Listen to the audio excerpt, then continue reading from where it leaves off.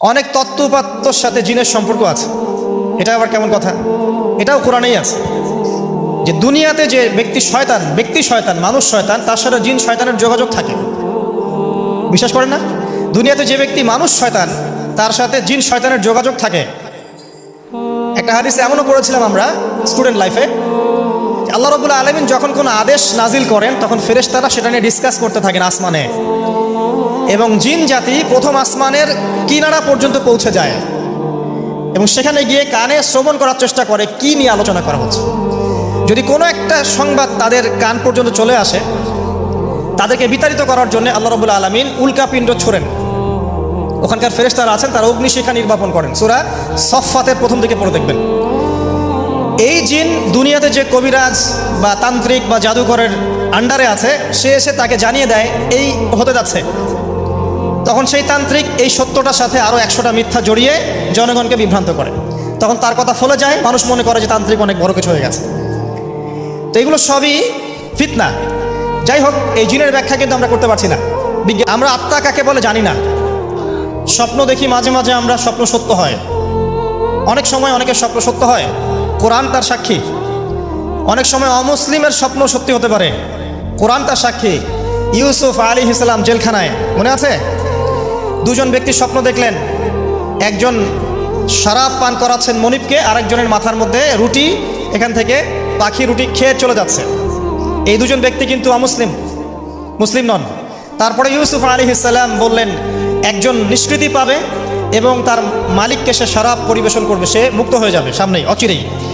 আরেকজন ব্যক্তি, তোমাকে শুলদণ্ড দেওয়া হবে, তোমার মাথার মধ্যে যে মগজ আছে এটা পাখি এসে খেয়ে ফেলবে। কদি আলাম, এটা হয়ে গেছে, এটা আল্লাহর পক্ষ থেকে ফয়সালা। তাহলে এই স্বপ্ন মিথ্যা ছিল না সত্য? তো এই নবী সাল্লাল্লাহু আলাইহি ওয়াসাল্লাম বলেছেন, নবী সাল্লাল্লাহু আলাইহি ওয়াসাল্লামের প্রতি দরুদ পাঠ করা হলে এই দরুদগুলো সংগ্রহ করার জন্যে এক শ্রেণীর ফেরেশতা আছেন, স্পেশাল ফেরেশতা, মালায়েকা। নবী করিম সাল্লাল্লাহু আলাইহি ওয়াসাল্লাম বলেছেন, এক শ্রেণীর স্পেশাল ফেরেশতা আছেন যারা দরুদগুলোকে সংরক্ষণ করেন। আমরা যে কথাগুলো বলছি রেকর্ড হয়ে যাচ্ছে না? আজকে থেকে 100 বছর 200 বছর আগে মানুষ এটা কল্পনা করতে পারতো? আমরা এখন যেখানেই মুভ করছি, সিসি ক্যামেরা, ভিডিও, এটা সেটা, স্যাটেলাইট, এগুলো আছে না? আজকে থেকে 300 বছর আগে মানুষ এগুলো বিশ্বাস করতে পারতো? আজকে থেকে 1000 বছর আগে কোনো মানুষকে বলেন যে স্যাটেলাইট দিয়ে পুরো বিশ্ব নিয়ন্ত্রণ করা যায়, সে বলবে যে পাগল, তার মাথায় ঢুকবেই না স্যাটেলাইট কি জিনিস। ঠিক একইভাবে আল্লাহ পাকের জ্ঞান হচ্ছে লক্ষ কোটি কোটি বছর আগের, চির নতুন, চির প্রাচীন, চির আধুনিক। এই জ্ঞানের ঊর্ধ্বে কারো জ্ঞান নয়, এই রাজি নয়। আসুন, নবী করিম সাল্লাল্লাহু আলাইহি ওয়াসাল্লাম বলেছেন, এক শ্রেণীর স্পেশাল ফেরেশতা আছেন, মালায়েকা, নূরের তৈরি, আলোর তৈরি, আলো দিয়ে তৈরি, নূর দিয়ে তৈরি, যারা নিঃসন্দেহে আলোর বেগের চেয়ে বেশি বেগে ভ্রমণ করতে পারেন, নিঃসন্দেহে। আচ্ছা, তো তারা স্পেশালি এই দরুদগুলোকে সংগ্রহ করেন, দরুদ এবং সালাম এটাকে সংগ্রহ করেন, করে নবী সাল্লাল্লাহু আলাইহি ওয়াসাল্লাম পর্যন্ত পৌঁছে দেন। এরপর আল্লাহ রাব্বুল আলামিন, আল্লাহ সুবহানাহু ওয়া তাআলার ইচ্ছায় নবী করিম সাল্লাল্লাহু আলাইহি ওয়াসাল্লাম এর জবাব দিয়ে থাকেন। একটু চিন্তা করেন যে আপনি মনে করেন আল্লাহ রাসূল সাল্লাল্লাহু আলাইহি ওয়াসাল্লামের দরজায় দাঁড়িয়ে আছেন, কথার কথা মনে করেন যে তিনি জীবিত আছেন, কথার কথা।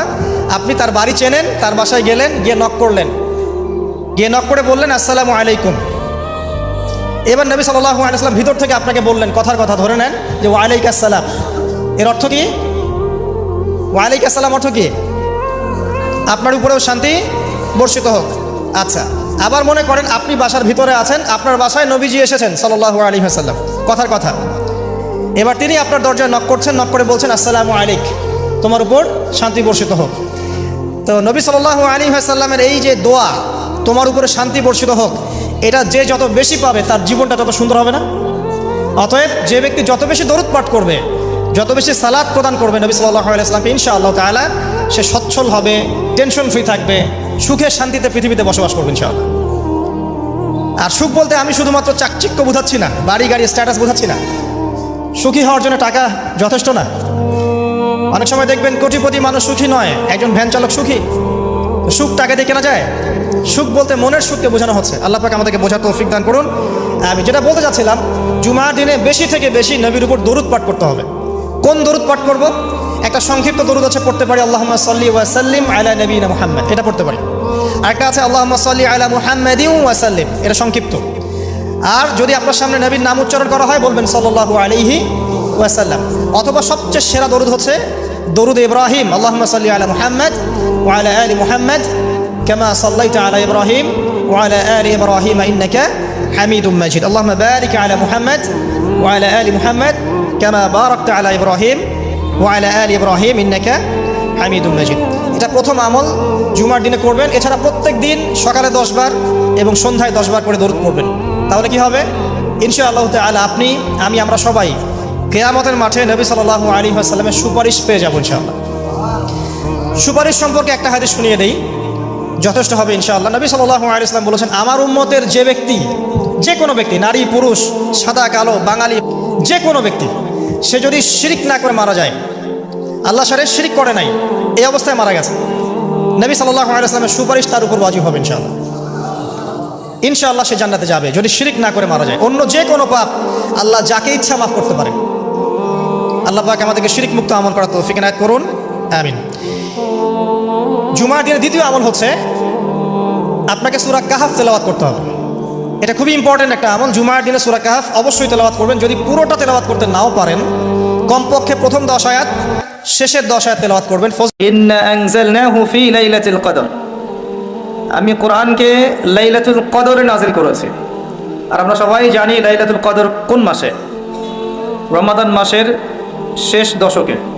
নবী সাল্লাল্লাহু আলাইহি ওয়াসাল্লাম আমাদেরকে জানাতে বের হয়েছিলেন যে এক্স্যাক্টলি কোন রাতে লাইলাতুল কদর।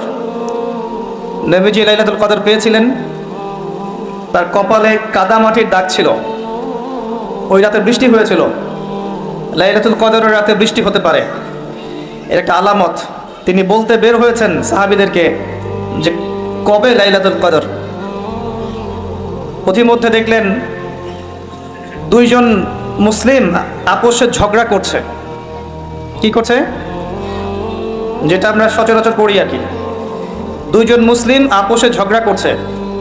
নবী সাল্লাল্লাহু আলাইহি ওয়াসাল্লাম বললেন যে আমি লাইলাতুল কদর জানানোর জন্যই এসেছিলাম, কিন্তু মুসলিমদের আপোষের ঝগড়ার কারণে এই জ্ঞানটাকে আমার থেকে ভুলিয়ে দেওয়া হয়েছে। এই ভুলিয়ে দেওয়ার মধ্যেই কল্যাণ ছিল। নবী সাল্লাল্লাহু আলাইহি ওয়াসাল্লাম বললেন, তোমরা লাইলাতুল কদর রমাদানের শেষ দশকে তালাশ করবে, শেষ দশকের বিজোড় রাতে তালাশ করবে, অর্থাৎ 21, 25, 23, 27 এবং 29, এই 5টা রাতে তোমরা লাইলাতুল কদর তালাশ করবে। ইনশাআল্লাহ এর মধ্যে একটা রাত লাইলাতুল কদর হবে। এই রাত যে পেয়ে যাবে, 1000 মাস ইবাদত করলে যে নেকি হয়, এই এক রাত ইবাদত করলে সেই নেকি হবে ইনশাআল্লাহ। লাইলাতুল কদরি খায়রুম মিন আলফি শাহর। এবং এই রাতে কি হয়? তানাজ্জালুল মালায়েকাতু ওয়ার রূহু ফিহা বিইذনি রাব্বিহিম মিন কুল্লি আমর। এই রাতে ফেরেশতা মণ্ডলী আসমান থেকে নেমে আসেন পৃথিবীতে, এবং তাদের সর্দার হচ্ছেন জিবরাইল আলাইহিস সালাম। কি নিয়ে নেমে আসেন? প্রত্যেকটা বিষয়ের ফয়সালা নিয়ে।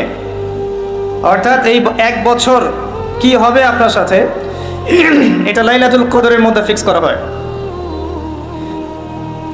মানুষের তাকদীর 3 দফায় লেখা হয়। কয় দফায়? প্রথম দফা হচ্ছে আসমান এবং জমিন সৃষ্টি করার 50,000 বছর আগেই আমাদের তাকদীর লেখা হয়ে গেছে। আসমান জমিন সৃষ্টি করার 50,000 বছর আগেই আপনার আমার তাকদীর লেখা হয়ে গেছে। এরপর মায়ের গর্ভে যখন সন্তানের রূহটা আসে, 4 মাস 10 দিন বয়স বাচ্চার, তখন আল্লাহর পক্ষ থেকে একজন ফেরেশতা আসেন, রূহ নিয়ে আসেন। রূহটা কি? রূহ মানে কি? সায়েন্সকে জিজ্ঞাসা করেন রূহ মানে কি, বলতে পারবে? ওয়ায়াসআলুনাকা আনির রূহ, তারা তোমাকে রূহ সম্পর্কে জিজ্ঞাসা করে। কুলির রূহু মিন আমরি রাব্বি, রূহ হচ্ছে তোমার রবের আদেশ মাত্র, আদেশ। ব্যাখ্যা করতে পারবে না, কঠিন না তরল না বায়বীয়। আল্লাহর হুকুমে এসেছে, আল্লাহর হুকুমেই চলে যাবে, কোনো কারণের দরকার নাই। আল্লাহ যদি বলেন কুন ফায়াকুন, এর নাম রূহ।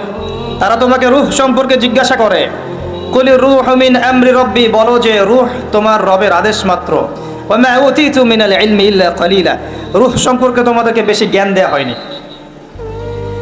তো এই রাতে যখন মালায়েকার পক্ষ থেকে আল্লাহ পাক রূহটা পাঠিয়ে দেন মায়ের গর্ভে, মালায়েকা ফুঁকে দেন, তখন বাচ্চা নড়াচড়া শুরু করে, বাচ্চার হার্টবিট পাম্প করা শুরু করে। তখন ফেরেশতা লিখে দেন তার হায়াত, তার রিজিক, সে সৌভাগ্যবান না দুর্ভাগ্যবান এবং তার পরিণতি কী হবে লিখে দেওয়া হয়। দ্বিতীয় দফায় তাকদীর লেখা হয়। প্রথম দফায় কোথায়? আসমান জমিন সৃষ্টির 50,000 বছর আগে লাউহে মাহফুজে লেখা হয়ে গেছে। দ্বিতীয় দফা এখানে। এরপর লাইলাতুল কদরে আগামী 1 বছর কোথায় কি হবে না হবে প্রত্যেকটা বিষয় ফয়সালা করা হয় লাইলাতুল কদরে, যেটা রমাদান মাসের শেষ দশকের বিজোর রাতে। অতএব শেষ দশকে আমরা বাজার ঘাটে বেশি ব্যস্ত হব না।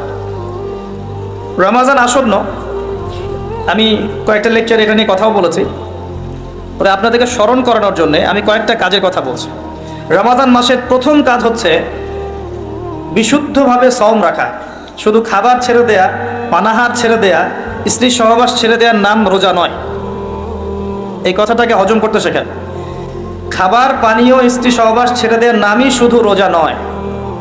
যতক্ষণ পর্যন্ত একজন রোজাদার আল্লাহ পাকের সমস্ত নিষেধ ত্যাগ না করছে, রোজা হচ্ছে না। তবে হাদিস এসেছে, কেউ যদি রোজা রেখে মিথ্যা কথা বলে, অশ্লীল কাজ করে, ওই ব্যক্তির পানাহার ত্যাগ করায় আল্লাহ পাকের কিচ্ছু যায় আসে না। বলে নাউজুবিল্লাহ। তাহলে সওমের প্রকৃত অর্থ হচ্ছে আত্মশুদ্ধি অর্জন করা, তাকওয়া অর্জন করা। তাকওয়া তখনই অর্জিত হবে যখন আমরা আল্লাহর সমস্ত হারাম ছাড়তে পারব, তার আগ পর্যন্ত না। রোজা রাখবেন এভাবে যাতে আল্লাহ পাকের নিষেধে আপনি না জড়ান। 2 নম্বর, রমজান মাসে বেশি থেকে বেশি দান সদাকা করেন। আপনাকে আল্লাহ পাক যতটুকু সামর্থ্য দিয়েছেন, এই সামর্থ্য দিয়ে বেশি থেকে বেশি দান সদাকা করে। পারবেন? পারা যাবে ইনশাআল্লাহ। আল্লাহ তৌফিক দান করুন। 3, রমজান মাসে বেশি ভোগবিলাসী হবেন না, খুব বেশি খেতে যাবেন না। ওই যে বলি আমি একটা কথা, সেহেরি এমনভাবে করবেন না যে মনে হয় আপনার জীবনের শেষ খাওয়া। এমনভাবে সেহেরি করবেন না। ইফতারে এত বেশি আয়োজন করবেন না যে আপনার রোজার আধ্যাত্মিকত্ব নষ্ট হয়ে যায়। কাজগুলো একটু কঠিন, কিন্তু প্রবৃত্তিকে নিয়ন্ত্রণ না করতে পারলে আত্মশুদ্ধি আসে না। যার সামনে অনেকগুলো খাবার দেওয়া হয়েছে এবং সে ক্ষুধার্ত, যদি এখানে সে সবর করতে পারে, বুঝবেন তার প্রবৃত্তির উপর তার নিয়ন্ত্রণ আছে। কথা বুঝতে পারছেন? এই ব্যক্তির সামনে যদি একটা সুন্দরী নারীকে দেয়া হয়, নগ্নভাবে দেয়া হয়, বলা হয় জেনা করো, এই ব্যক্তির জন্য জেনা থেকে দূরে থাকা সহজ, কারণ সে তার প্রবৃত্তিকে নিয়ন্ত্রণ করতে পেরেছে। যখন দেখবেন খাবার টেবিলে অনেকগুলো গোগ্রাসে মানুষ খাচ্ছে দাড়ি টুপি নিয়ে, বুঝবেন এই ব্যক্তির উপর তার প্রবৃত্তি জয়লাভ করেছে। প্রবৃত্তির উপরে নিয়ন্ত্রণ নাই। আগে পেটকে নিয়ন্ত্রণ করতে হয়। মুসলিমদের ভুঁড়ি থাকে নাকি? মুসলিমদের ভুঁড়ি থাকা সুন্নত।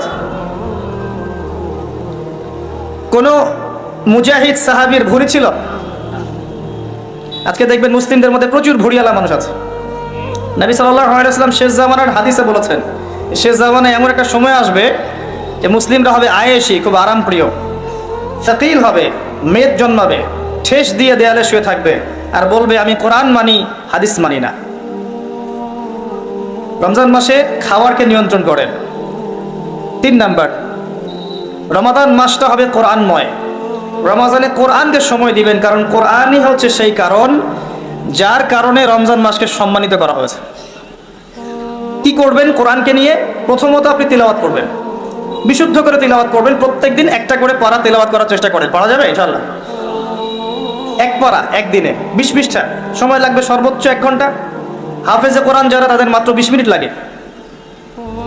আর যারা আমরা কোরআন টুকটাক বুঝি, তাদের উচিত হবে রমজান মাসে কোরআন অর্থ সহ পড়া, একটু গবেষণা করা, আল্লাহ পাক কি বলেছেন কোরআনে এটাকে তাদাব্বুর করা।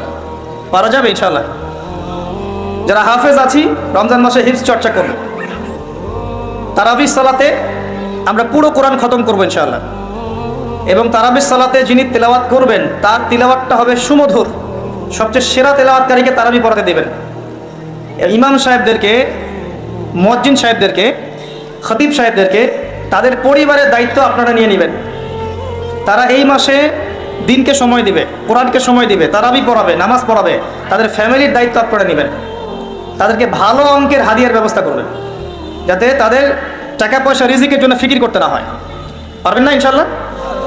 ইনশাআল্লাহ তাআলা কোরআনকে সময় দিবেন, কোরআন তাদাব্বুর করবেন, গবেষণা করবেন, তিলাওয়াত করবেন। এটাই সেই মাস যেই মাসে কোরআন নাজিল হয়েছে। আর কোরআন নাজিল হয়েছে বলেই বিশ্বে ইসলাম প্রতিষ্ঠা পেয়েছে। কোরআন না থাকলে ইসলাম থাকতো? হাদিস না থাকলে ইসলাম থাকতো? কোরআন হাদিস আল্লাহর ওয়াহি, আল্লাহর প্রত্যাদেশ এই মাসে নাজিল করা হয়েছে। তাহলে এই মাসের মূল বিষয়টা কি? এই মাসের মূল বিষয়টাই হচ্ছে কোরআন। কোরআনময় রমাদান, রমজান হবে কোরআনময়। কোরআন তেলাওয়াত শুনবেন। যারা বিভিন্ন অফিসে আছেন, আদালতে আছেন, ব্যাংকিং সেক্টরে আছেন, ড্রাইভিং করছেন, হোটেলে বসে আছেন ইত্যাদি, যে যে প্রফেশনে আছেন, শুরুতেই কোরআন তেলাওয়াত দিয়ে শুরু হবে। কোরআন তেলাওয়াত ছেড়ে দিবেন, কোরআন তেলাওয়াত বাঁচতে থাকবে, আপনি কাজ করবেন। কোরআনময় রমাদান, যেখানে যাবেন সেখানে কোরআন। গান শুনবেন না, কোরআন শুনবেন। বাসায় কোরআন তেলাওয়াত ছাড়বেন, সবাই মিলে দেখবেন, কোরআনময় চর্চা হবে। পারা যাবে ইনশাআল্লাহ। এক মাস যারা কোরআন পড়তে জানেন না, এই এক মাস আপনার জন্য সর্বোত্তম সময় কোরআন শেখার। ইমাম সাহেবের কাছে যাবেন, মুয়াজ্জিন সাহেবের কাছে যাবেন, স্থানীয় আলেমের কাছে যাবেন, মাদ্রাসায় যাবেন, এক মাসের কোরআনের কোর্স করবেন। এই মাস শেষে যেন আমরা দেখতে পাই যে এই এলাকার সমস্ত মানুষ কোরআন পড়তে জানে। পারা যাবে ইনশাআল্লাহ। আল্লাহকে ওয়াদা করেন এই মাসে কোরআন তেলাওয়াত শিখবো ইনশাআল্লাহ। পারা যাবে ইনশাআল্লাহ। আল্লাহ পাক আপনাকে প্রত্যেক হরফে 10টা নেকি দিবে ইনশাআল্লাহ। আলিফ লাম মিম বলবেন 30 নেকি হবে ইনশাআল্লাহ। এই কোরআন আপনার পক্ষে সাক্ষী দিবে ইনশাআল্লাহ। এই কোরআন পরকালে আপনার পক্ষে সাক্ষী দিবে ইনশাআল্লাহ। আল কোরআন হুজ্জাতুন লাকা ওয়া আলাইক, আপনার পক্ষে সাক্ষী দিবে অথবা বিপক্ষে সাক্ষী দিবে। কোরআনের মাধ্যমে আল্লাহ আপনার সম্মান বাড়াবে ইনশাআল্লাহ। আপনার হায়াতে বরকত হবে, রিজিকে বরকত হবে, আপনি কম অসুস্থ হবেন ইনশাআল্লাহ। অসুস্থ হলেও কোরআন তেলাওয়াতের মধ্য দিয়ে আপনি শেফা পাবেন ইনশাআল্লাহ। আল্লাহ পাক বলেছেন না, ওয়া নুনাজ্জিলু মিনাল কোরআন মা হুয়া শিফাউন ওয়া রাহমাতুল লিল মুমিনিন। আমি কোরআন নাজিল করেছি, এই কোরআনে মুমিনদের জন্য শেফা আছে, আরোগ্য আছে এবং দয়া আছে, রহমত। অন্য আয়াতে আল্লাহ বলেছেন হুদাল লিন্নাস, এটা পুরো মানব জাতির জন্য হেদায়াত। ওয়া বুশরা লিল মুসলিমিন, মুসলিমদের জন্য সুসংবাদ। তিবিয়ানান লিকুল্লি শাই, প্রত্যেকটা বিষয় ব্যাখ্যা। লা রাইবা ফিহ, কোনো সন্দেহ নাই। এগুলো আল্লাহ পাক বলেছেন না। আল্লাহর কিতাবকে মূল্যায়ন করতে না পারলে শুধু স্লোগান দিয়ে আল কোরআনের আলো ঘরে ঘরে জ্বলবে না। শুধু গলা ফাটায় স্লোগান দিলে হবে না যে আল কোরআনের আলো ঘরে ঘরে জ্বালো, হবে? প্রত্যেকটা ঘরে একটা করে কোরআনওয়ালা মানুষ তো লাগবে, লাগবে না? আমাদের প্রত্যেকের ঘরে কি একটা করে কোরআনওয়ালা মানুষ আছে? প্রত্যেক সদস্য কোরআন তেলাওয়াত করতে পারে? তাহলে কেমন করে কোরআনের আলো ঘরে ঘরে জ্বলবে আমাকে বুঝান। এই চেয়ারে এসে বসেন, বসে বুঝান, আমি এখানে বসে শুনি। আমাকে বুঝান কিভাবে কোরআনের আলো ঘরে ঘরে জ্বলবে। কোরআন তেলাওয়াত করতে উৎসাহিত করতে হবে, তেলাওয়াত শেখাতে হবে, এর কোর্স চালু করতে হবে, ঘরে ঘরে কোরআন ঢুকাতে হবে। কোরআনময় রমাদান হবে, রমজানটা হবে কোরআনময়। খালি কোরআন নিয়ে পড়ে থাকবেন, হাদিস পড়বেন, তালিম করবেন। মসজিদে নামাজের পরে হাদিসের চর্চা হবে। আসর থেকে মাগরিব পর্যন্ত ইমাম সাহেব একটা বিষয়ের উপর দার্স দেবে, একসাথে ইফতার করবেন। একটা ইসলামী সংস্কৃতি বিরাজ করবে। আমলের মৌসুম, গুনাহ মাফ করানোর একটা মৌসুম।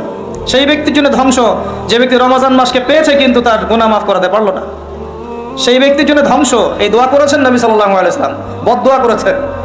সেই ব্যক্তির জন্য ধ্বংস যে রমজান মাসকে পেয়েছে কিন্তু রমজান মাসকে পেয়েও তার গুনাহগুলো মাফ করাতে পারলো না। এখন আমরা তো জানি না আমাদের গুনাহগুলো কত। যে গুনাহগুলো আমরা জানি সেগুলোকে মাথায় নিতে হবে, এই গুনাহ আমি করেছি জীবনে। সেই গুনাহগুলোকে আল্লাহর কাছে নাম ধরে ধরে বলে ক্ষমা চাইতে হবে। আল্লাহ, আমি অমুক দিন মাদক সেবন করেছিলাম, আল্লাহ আমাকে মাফ করে দাও। আল্লাহ, আমি অমুক দিন বন্ধুদের পাল্লায় বলে অন্যায় করেছি, আমাকে মাফ করে দাও। মনে পড়ে সেগুলো আল্লাহকে বলতে হবে, বলে বলে মাফ নিতে হবে। আর যদি মানুষের সাথে জড়িত ব্যাপার হয়, আল্লাহ, আমি অমুকের রিলিফের মাল আত্মসাৎ করেছি, ফেরত দেইনি, আল্লাহ আমাকে মাফ করো, আমাকে সেই মাল ফেরত দেওয়ার তৌফিক দাও। আল্লাহ, আমি অমুকের জমি আত্মসাৎ করেছিলাম, আল্লাহ আমাকে ওই জমি ফেরত দেওয়ার তৌফিক দাও। আল্লাহ, আমি অমুককে গালি দিয়েছি, অমুককে গীবত করেছি, অমুককে জুলুম করেছি, আল্লাহ যার যার হক তাকে তাকে ফিরায় দেওয়ার তৌফিক আমাকে দাও। পবিত্র অবস্থায় আমাকে পরকালে উঠাও, এরকম করে দোয়া করতে হবে। মানুষের সাথে জড়িত হক আল্লাহর কাছে মাফ হবে না। কাবা ঘরের গেলাফ ধরে কানলেও মানুষের সাথে জড়িত হক ক্ষমা হয় না, এটা মানুষের কাছেই ক্ষমা নিতে হয়। রমজান মাস গোনা মাফের মাস, গোনাগুলোকে ফাইন্ড আউট করে মাফ নিতে হবে। আল্লাহ পাক তৌফিক দান করুন। রমজানে বেশি বেশি দান সাদাকা করবেন সাধ্যমতো, এবং মানুষকে ইফতার করাবেন, বেশি বেশি ইফতার করাবেন। প্রত্যেকটা দিন মসজিদে ইফতার হবে। আমরা এলাকার মানুষ মসজিদে ইফতার দিব। যারা মিসকিন আছে, দরিদ্র আছে, সবাই মসজিদে আসবে, আমরাও বসবো, সবাই মিলে বসে একসাথে, ধনী গরিব সবাই মিলে একসাথে ইফতার। এটা দেখবেন বারাকা হবে। একই বড় প্লেটে খাবেন, দেখবেন বারাকা হবে ইনশাআল্লাহ। 5 ওয়াক্ত নামাজ রমাদান মাসে জামাতে পড়বেন। যুবকরা পারা যাবে ইনশাআল্লাহ। আল্লাহ পাক তৌফিক দান করুক তোমাদেরকে। 5 ওয়াক্ত নামাজ জামাতে, এবং এবার যে নামাজ ধরবা আর জীবনে কোনোদিন ছাড়বা না ইনশাআল্লাহ। মৃত্যু হয়ে গেল, মৌতের আগেও 2 রাকাত নামাজ পড়ে মরবা। পারা যাবে? 5 ওয়াক্ত নামাজ ছাড়বা না ইনশাআল্লাহ, জামাতের সাথে। যদি জামাত না পাও, ছুটে যায়, নামাজ কি ছেড়ে দিবা? একা পড়বা। যদি একা পড়তে ভুলে গিয়েছো, ঘুমিয়ে গিয়েছো বা মনে ছিল না, যখনই ঘুম ভাঙবে তখনই নামাজ, যখনই মনে পড়বে তখনই নামাজ। একদিন নামাজ পরের দিনের জন্য রেখে দিবা না, যে পরের দিন গিয়ে কাজা করবো, এটা করবা না। যখনই মনে পড়বে তখনই নামাজ। প্রয়োজনে বাসার স্ত্রী সন্তানদেরকে নিয়ে শেষ রাত্রে আবারও নামাজে দাঁড়াবেন, নফল নামাজ পড়বেন। তারাবি তো পড়েছেন মসজিদে, রাতের বেলা যখন উঠেছেন শেষ রাত্রে, স্ত্রীকে উঠান, সন্তানকে উঠান, উঠিয়ে আবার নামাজে দাঁড়ান, 2-4 রাকাত নামাজ পড়েন জামাতের সাথে, একসাথে পড়েন। হাদিসের দার্স করবেন, নামাজের পর হাদিসের দার্স করবেন মসজিদে। আপনাদের কাছে মুনতাকাব হাদিস বইটা আছে না? আছে? ফয়জুল কালাম বই নাই? মিশকাত, বুলুগুল মারাম, রিয়াদুস সালেহিন, এই বইগুলো আছে না? হাদিসের এই কিতাবগুলো থেকে মসজিদে নামাজের পর দার্স হবে, সবাই অ্যাটেন্ড করবে, দেখবেন একটা নুরানি পরিবেশ গড়ে উঠবে। রমজান মাস এইসব কাজের মাস। আপনার রমজানের যে খরচাপাতিগুলো আছে আগেই করে ফেলবেন। এই শাবান মাস শেষ হয়ে যাচ্ছে, এই 15 দিনের মধ্যেই আপনি রমজানের খরচাপাতি করে ফেলবেন। রমজান মাসে বেশি বেশি বাজারে যাবেন না। এই মাসটাতে আপনি আল্লাহকে সময় দিবেন, সেজদায় সময় দিবেন, আপনি রিল্যাক্সে নামাজ পড়বেন, তাড়াহুড়া করবেন না। দুনিয়ার কাজকে কমিয়ে ফেলবেন, দুনিয়ার অনেকগুলো কাজ আপনি কমিয়ে ফেলবেন। রমজান আমরা দেখি আমরা দুনিয়ার কাজে ব্যস্ত হয়ে যাই, আর মা বোনরা রান্নার কাজে ব্যস্ত হয়ে যায়। এই কাজ করবেন না। এত বেশি রান্নার তো প্রয়োজন নেই আমার। ভাত রান্না করবেন, একটা মূল তরকারি, সাথে সবজি বা সালাদ, এরকম কিছু। এত 10টা-20টা আইটেম করতে হবে কি জন্য? এত খেতে হবে কেন? আমরা কি দুনিয়াতে খেতে আসছি? দুনিয়াতে আসছি কি জন্যে? আমরা কি খাওয়ার জন্য বাঁচবো না বাঁচার জন্য খাবো? কোনটা? কিছু কিছু মানুষ খাওয়ার জন্যই বাঁচে, আর কিছু মানুষ বাঁচার জন্য খায়। নবী সাল্লাল্লাহু আলাইহি ওয়াসাল্লাম কি খাওয়ার জন্য বাঁচতেন? তিনি বলছেন, যদি খেতেই হয় মুসলিমদেরকে, তাহলে তারা যেন 1 ভাগ খায়, পেটের 1 ভাগ খায়, আরেক ভাগ পানি দিয়ে পূর্ণ করে, আরেক ভাগ ফাঁকা রাখে। আমাকে দেখান তো কতজন মানুষ এই সুন্নাহ পালন করে? পারলে আমরা 7 পেট খাই, 7 পেট। তারপরে দেখবেন যে বিশাল ভুঁড়ি নিয়ে এইসব চেয়ারে বসে ওয়াজ করছে, সুন্নতের মাধ্যমে জীবন করতে হবে, জাতি রাজি আছো কিনা? নিজের দেহেই সুন্নত নাই, নিজের খাওয়ারেই সুন্নত নাই। রমজান মাসে দুনিয়ার কাজ কমিয়ে ফেলেন। আপনি যদি আপনার 20,000 টাকা দিয়ে সংসার চলে যায়, আপনার 40,000-এর দিকে যাওয়ার দরকার নাই।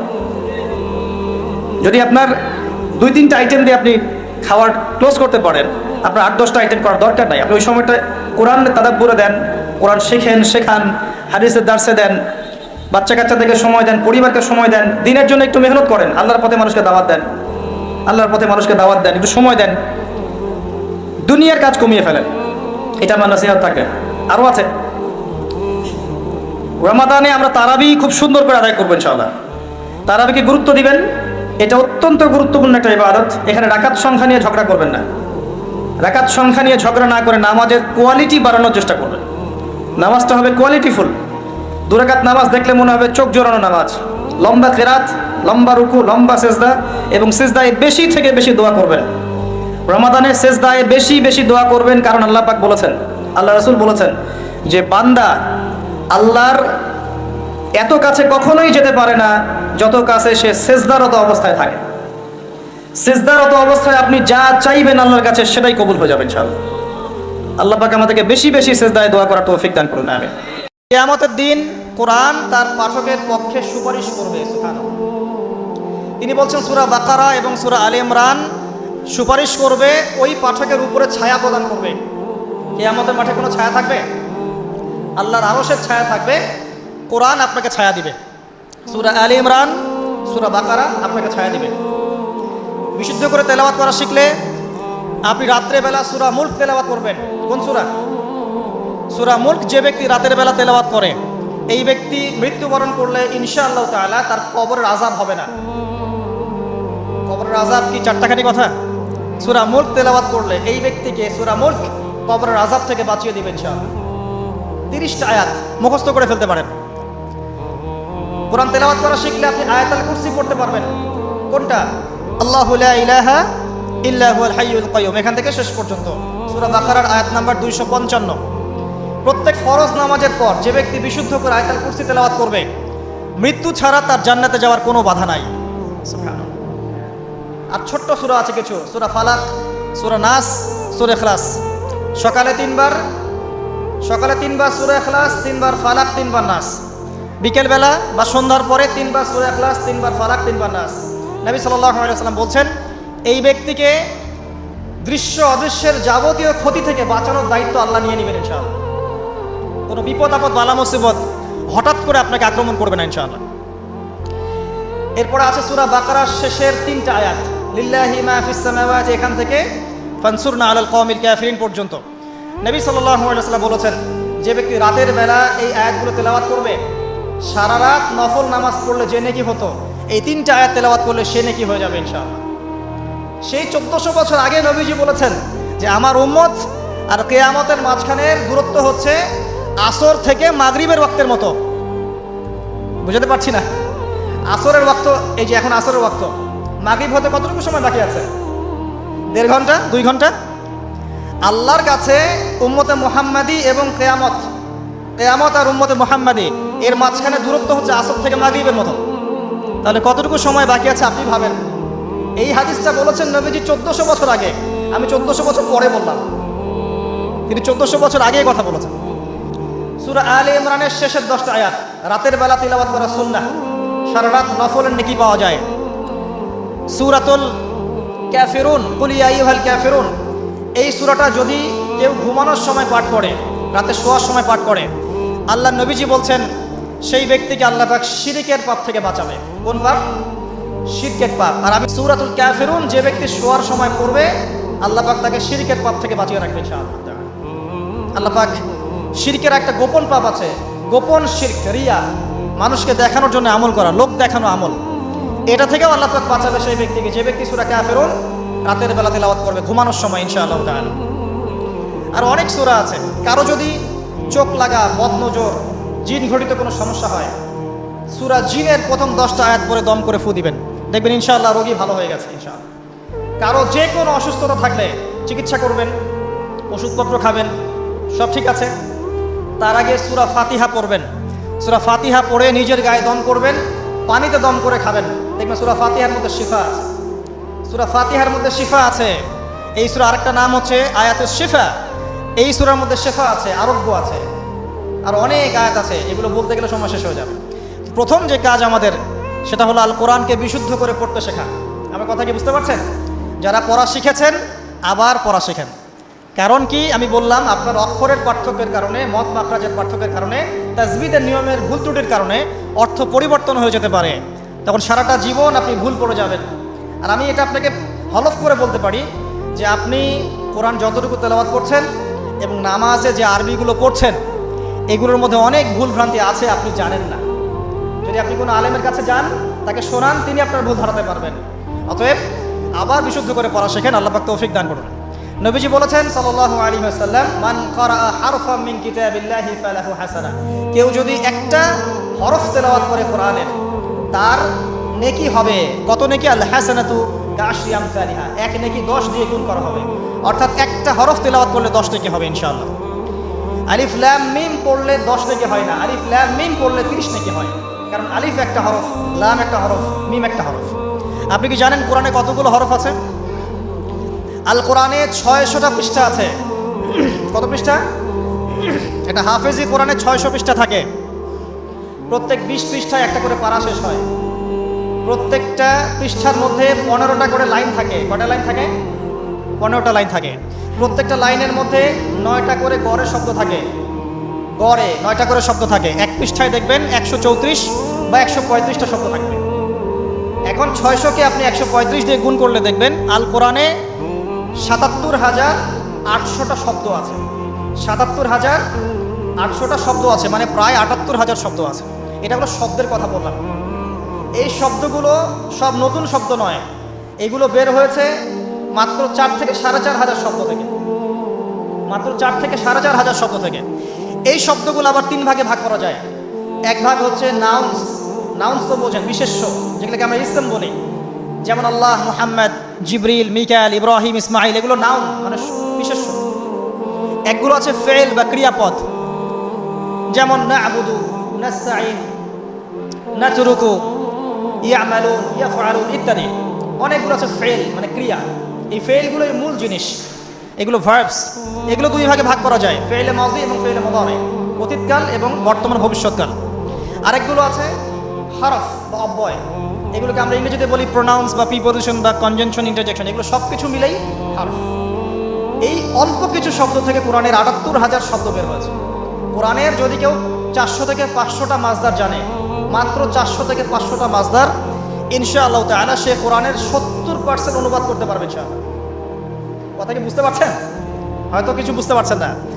মাত্র 400 থেকে 500টা মাজদার, মূল ওয়ার্ড, রুট ওয়ার্ড কেউ যদি জানে, এবং এই একটা শব্দ থেকে অনেকগুলো শব্দ তৈরি করার ট্রান্সফরমেশন পদ্ধতি আছে, একটা আরবি ব্যাকরণ একটা পদ্ধতি আছে, যে একটা শব্দ থেকে আপনি অনেকগুলো শব্দ তৈরি করতে পারবেন। আরবিতে এরকম পদ্ধতি আছে।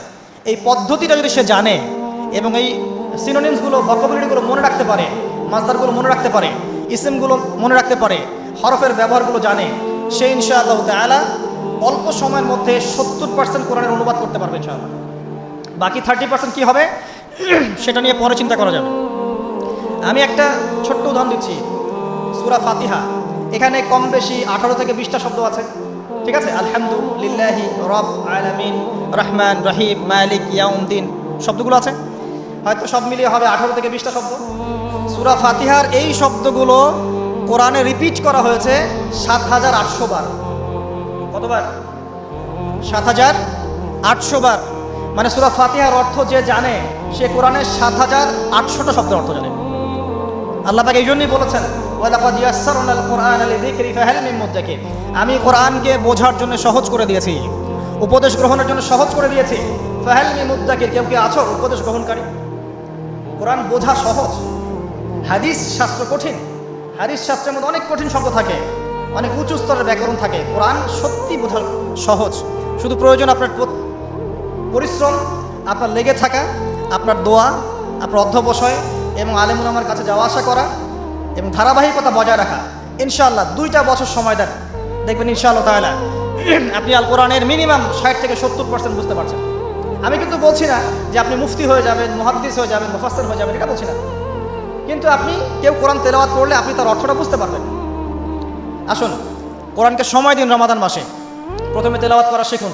দ্বিতীয় আয়াতে আসেন, আল্লাহ রাব্বুল আলামিন বলেন, ইয়া আইয়ুহাল্লাযীনা আমানু, আবারো হে মুমিনগণ, লা তারফাউ আসওয়াতাকুম ফাওকা সাওতিন নবী, হে মুমিনগণ তোমরা আল্লাহর নবী মুহাম্মদ সাল্লাল্লাহু আলাইহি ওয়াসাল্লামের যে কথা, গলার ভয়েস, কণ্ঠস্বর, এর চেয়ে কণ্ঠস্বর উঁচু করো না। একটু আগে বলা হলো সামনে যেও না, এবার আরও টেনে ধরা হচ্ছে সামনে যাওয়া তো অনেক দূরের কথা। আল্লাহ এবং তার রাসূলের কণ্ঠস্বরের চাইতে কণ্ঠস্বর উঁচুও করতে পারবে না, এটা করো না।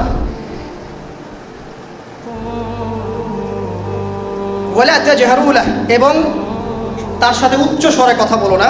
বিল কওলি কাজাহরি বা'দিকুম লিবা'দ, তোমরা একে অপরের সাথে যেভাবে কথা বলো সেভাবে তার সাথে কথা বলো না। আন তাহবাতু আমালাকুম, আন তাহবাতু আমালুকুম ওয়া আনতুম লা তাশউরুন, যদি এই কাজটা তোমরা করো তাহলে তোমাদের আমলনামা বিনষ্ট হয়ে যাবে, তোমরা টেরও পাবে না। দ্বিতীয় আয়াতের, নাউযুবিল্লাহি মিন যালিক, দ্বিতীয় আয়াতের হেদায়েতটা শুনুন। আল্লাহ পাক বলছেন, প্রথম আয়াতে বলছেন সামনে যেও না আল্লাহ এবং তার রাসূলের কোনো বিষয়েই। দ্বিতীয় আয়াতে আল্লাহ পাক বলছেন নবীর কণ্ঠস্বরের চাইতে কণ্ঠস্বর উঁচুও করবে না, এবং তোমরা আপোষে যেভাবে কথা বলো একে অপরের সাথে, নবীর সাথে এরকম ভয়েসে কথা বলবে না। তাহলে যে নবী সাল্লাল্লাহু আলাইহি ওয়াসাল্লামের কণ্ঠস্বরের চেয়ে কণ্ঠস্বর উঁচু করলে বা তার সাথে আপোষে আমরা যেভাবে কথা বলি সেইভাবে কথা বললে আমলনামা বিনষ্ট হয়ে যাবে, সেই নবীর সুন্নাহ এড়িয়ে অন্য কোনো আদর্শ লালন করলে কি আমলনামা টিকবে? যেখানে আল্লাহ পাক বলছেন তার কণ্ঠস্বরের চেয়ে কণ্ঠস্বর উঁচুও করবে না, সেখানে আমরা যদি নবীর সুন্নাহ বাদ দিয়ে অন্য কোনো সুন্নাহ ফলো করি, অন্য কোনো আদর্শ ফলো করি, তাহলে কি আমাদের আমলনামা আদৌ টিকবে? প্রত্যেক বিবেকবান মানুষ এটা বুঝতে সক্ষম। সামনে চলেন, আল্লাহ পাক বলছেন ইন্নাল্লাযীনা ইয়াগুদ্দুনা আসওয়াতাহুম ইনদা রাসূলিল্লাহ, আর পক্ষান্তরে যারা আল্লাহর রাসূলের সামনে নিজেদের কণ্ঠস্বরটাকে নিচু করে, মানে আল্লাহ এবং তার রাসূলের আনুগত্য করে, রাসূলের সুন্নাহ মেনে চলে, অন্য কোনো আদর্শে যায় না, ঠিক আছে? তাদের পুরস্কার কি? আল্লাহ পাক বলছেন উলাইকাল্লাযীনা ইমতাহানাল্লাহু কুলুবাহুম লিত্তাকওয়া, এরাই সেই মানুষ যাদেরকে আল্লাহ পাক পরীক্ষা করে বাছাই করেছেন যাতে আল্লাহ তাদের কলবের মধ্যে তাকওয়া ঢেলে দিতে পারে। কথা বুঝতে পারছেন? আমরা যে বলি না যে তাকওয়াই সব কিছুর মানদণ্ড, ওয়াত্তাকুল্লাহ, আল্লাহকে ভয় করো, ইন্না আকরামাকুম ইনদাল্লাহি আতকাকুম, তোমাদের মধ্যে সবচেয়ে সম্মানিত সে ব্যক্তি যে বেশি মুত্তাকি। কিন্তু আমরা একটা বিষয় বুঝতে পারি না যে তাকওয়া অর্জন করবো কিভাবে। শুধু কি নামাজ পড়লেই তাকওয়া অর্জন হবে, শুধু রোজা রাখলেই হবে, শুধু হজ করলেই হবে, শুধু যাকাত দিলেই হবে? আসলে তাকওয়া কিভাবে অর্জন করবো, যেটা পরকালে নাজাতের মানদণ্ড, কিভাবে অর্জন করবো? এই আয়াতের সলিউশন দেওয়া আছে। সেটা হলো আল্লাহ এবং তার রাসূলের, এখানে রাসূল সাল্লাল্লাহু আলাইহি ওয়াসাল্লামের গলার ভয়েসের কথা বলা হয়েছে, যে তার সামনে নিচু হয়ে থাকবে, অবনত থাকবে, মানে আত্মসমর্পণ করবে। তার গলার ভয়েসের চেয়ে উঁচু করো না, তার সুন্নতের বাইরে যেও না। এক কথায় জীবনের প্রতিটা ক্ষেত্রে কোনো ব্যক্তি যদি আল্লাহ রাসূল সাল্লাল্লাহু আলাইহি ওয়াসাল্লামের সুন্নাহর উপর থাকতে পারে, এর সামনে আত্মসমর্পণ করতে পারে, তাহলে আল্লাহ পাক ওই ব্যক্তির কলবে তাকওয়া ঢেলে দেবেন ইনশাআল্লাহ। শুধু তাই নয়, আল্লাহ পাক আরও বলছেন লাহুম মাগফিরাহ, তাদের জন্য আছে ক্ষমা, আল্লাহ পাক তার পক্ষ থেকে ক্ষমা করবেন। ওয়া আজরুন আযীম, এবং ওয়া আজরুন আযীম, এবং মহান পুরস্কার। আযীম শব্দটা আমরা কিন্তু রুকুতে বলি সুবহান রাব্বিয়াল আযীম। 7টা আসমানের উপরে আছে কুরসি, ওয়াসিআ কুরসিয়ুহুস সামাওয়াতি ওয়াল আরদ, তার উপরে আছে মহাসাগর যার গভীরতা 500 বছরের পথ, তার উপরে আছে আরশে আযীম। আর আল্লাহ রাব্বুল আলামিন আরশের উপরে, মহান আরশ বহন করে নিয়ে আসবেন কিয়ামতের মাঠে 8 জন ফেরেশতা, মাত্র 8 জন। তো সুবহান রাব্বিয়াল আযীম, পবিত্র আমার রব যিনি মহান। মহান কথাটা, আযীম কথাটা কত বিশাল অর্থে আসতে পারে কোরআনে, এখানে বুঝতে পারছেন। আল্লাহ পাক এখানে বলছেন যে তাদের জন্যে যারা রাসূলের সামনে কণ্ঠস্বর নিচু করে, মানে তার আনুগত্য করে, তার সামনে আত্মসমর্পণ করে, তার সুন্নাহ মেনে চলে, তাদের জন্য মাগফিরাহ আছে, ক্ষমা, এবং আজরুন আযীম, মহান পুরস্কার আছে। কোন পুরস্কার? যা কোনো চোখ দেখে নাই, কোনো কানও শোনে নাই, কোনো মন কল্পনা করতে পারেন। আল্লাহ পাক আমাদের সবাইকে নসিব করুন, আমিন।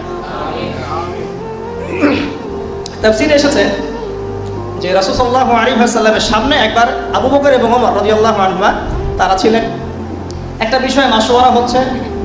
তো আবু বকর সিদ্দিক রাদিয়াল্লাহু আনহু বলছেন যে বনু তামিম গোত্রের কাকা আল তামিমি, তাকে আমির নিযুক্ত করা হোক। আর উমর রাদিয়াল্লাহু আনহু আরেকজন সাহাবীর নাম বলছেন। এই নিয়ে উভয়ের মাঝখানে একটু কথা কাটাকাটি হলো আর কি। এক পর্যায়ে তাদের গলার ভয়েসটা একটু উঁচু হয়ে গেল, সামান্য একটু উঁচু, যেমনটা আমাদের হয়। তখন এই আয়াতগুলো নাজিল হয়। এরপর থেকে ওমর রাদিয়াল্লাহু আনহু এত নিচু স্বরে নবীর সামনে কথা বলতেন যে নবী সাল্লাল্লাহু আলাইহি ওয়াসাল্লামকে আরেকবার জিজ্ঞাসা করতে হতো, কি বললাম। আরেকজন সাহাবী সম্পর্কে এমনই একটা বর্ণনা এসেছে, সেই সাহাবী ঘরের মধ্যে বেশ কয়েকদিন থেকে অবস্থান করছেন, বাইরে আসেন না। অন্য সাহাবীরা জিজ্ঞাসা করছেন কেন। তিনি বলছেন যে আমি একবার নবী সাল্লাল্লাহু আলাইহি ওয়াসাল্লামের সামনে একটু উঁচু স্বরে কথা বলেছিলাম, হয়তোবা আয়াতটা আমার জন্যই নাজিল হয়েছে, আল্লাহ আমার সব আমল বিনষ্ট করে দিয়েছেন, হয়তোবা আমি জাহান্নামী হয়ে গেছি, আমি কোন মুখ নিয়ে বাইরে যাব। তখন নবী সাল্লাল্লাহু আলাইহি ওয়াসাল্লাম বললেন তাকে ডেকে নিয়ে আসো। ওই সাহাবীকে ডেকে আনা হলো। নবীজি বললেন সে জাহান্নামী নয়, বরং সে জান্নাতি। এরপর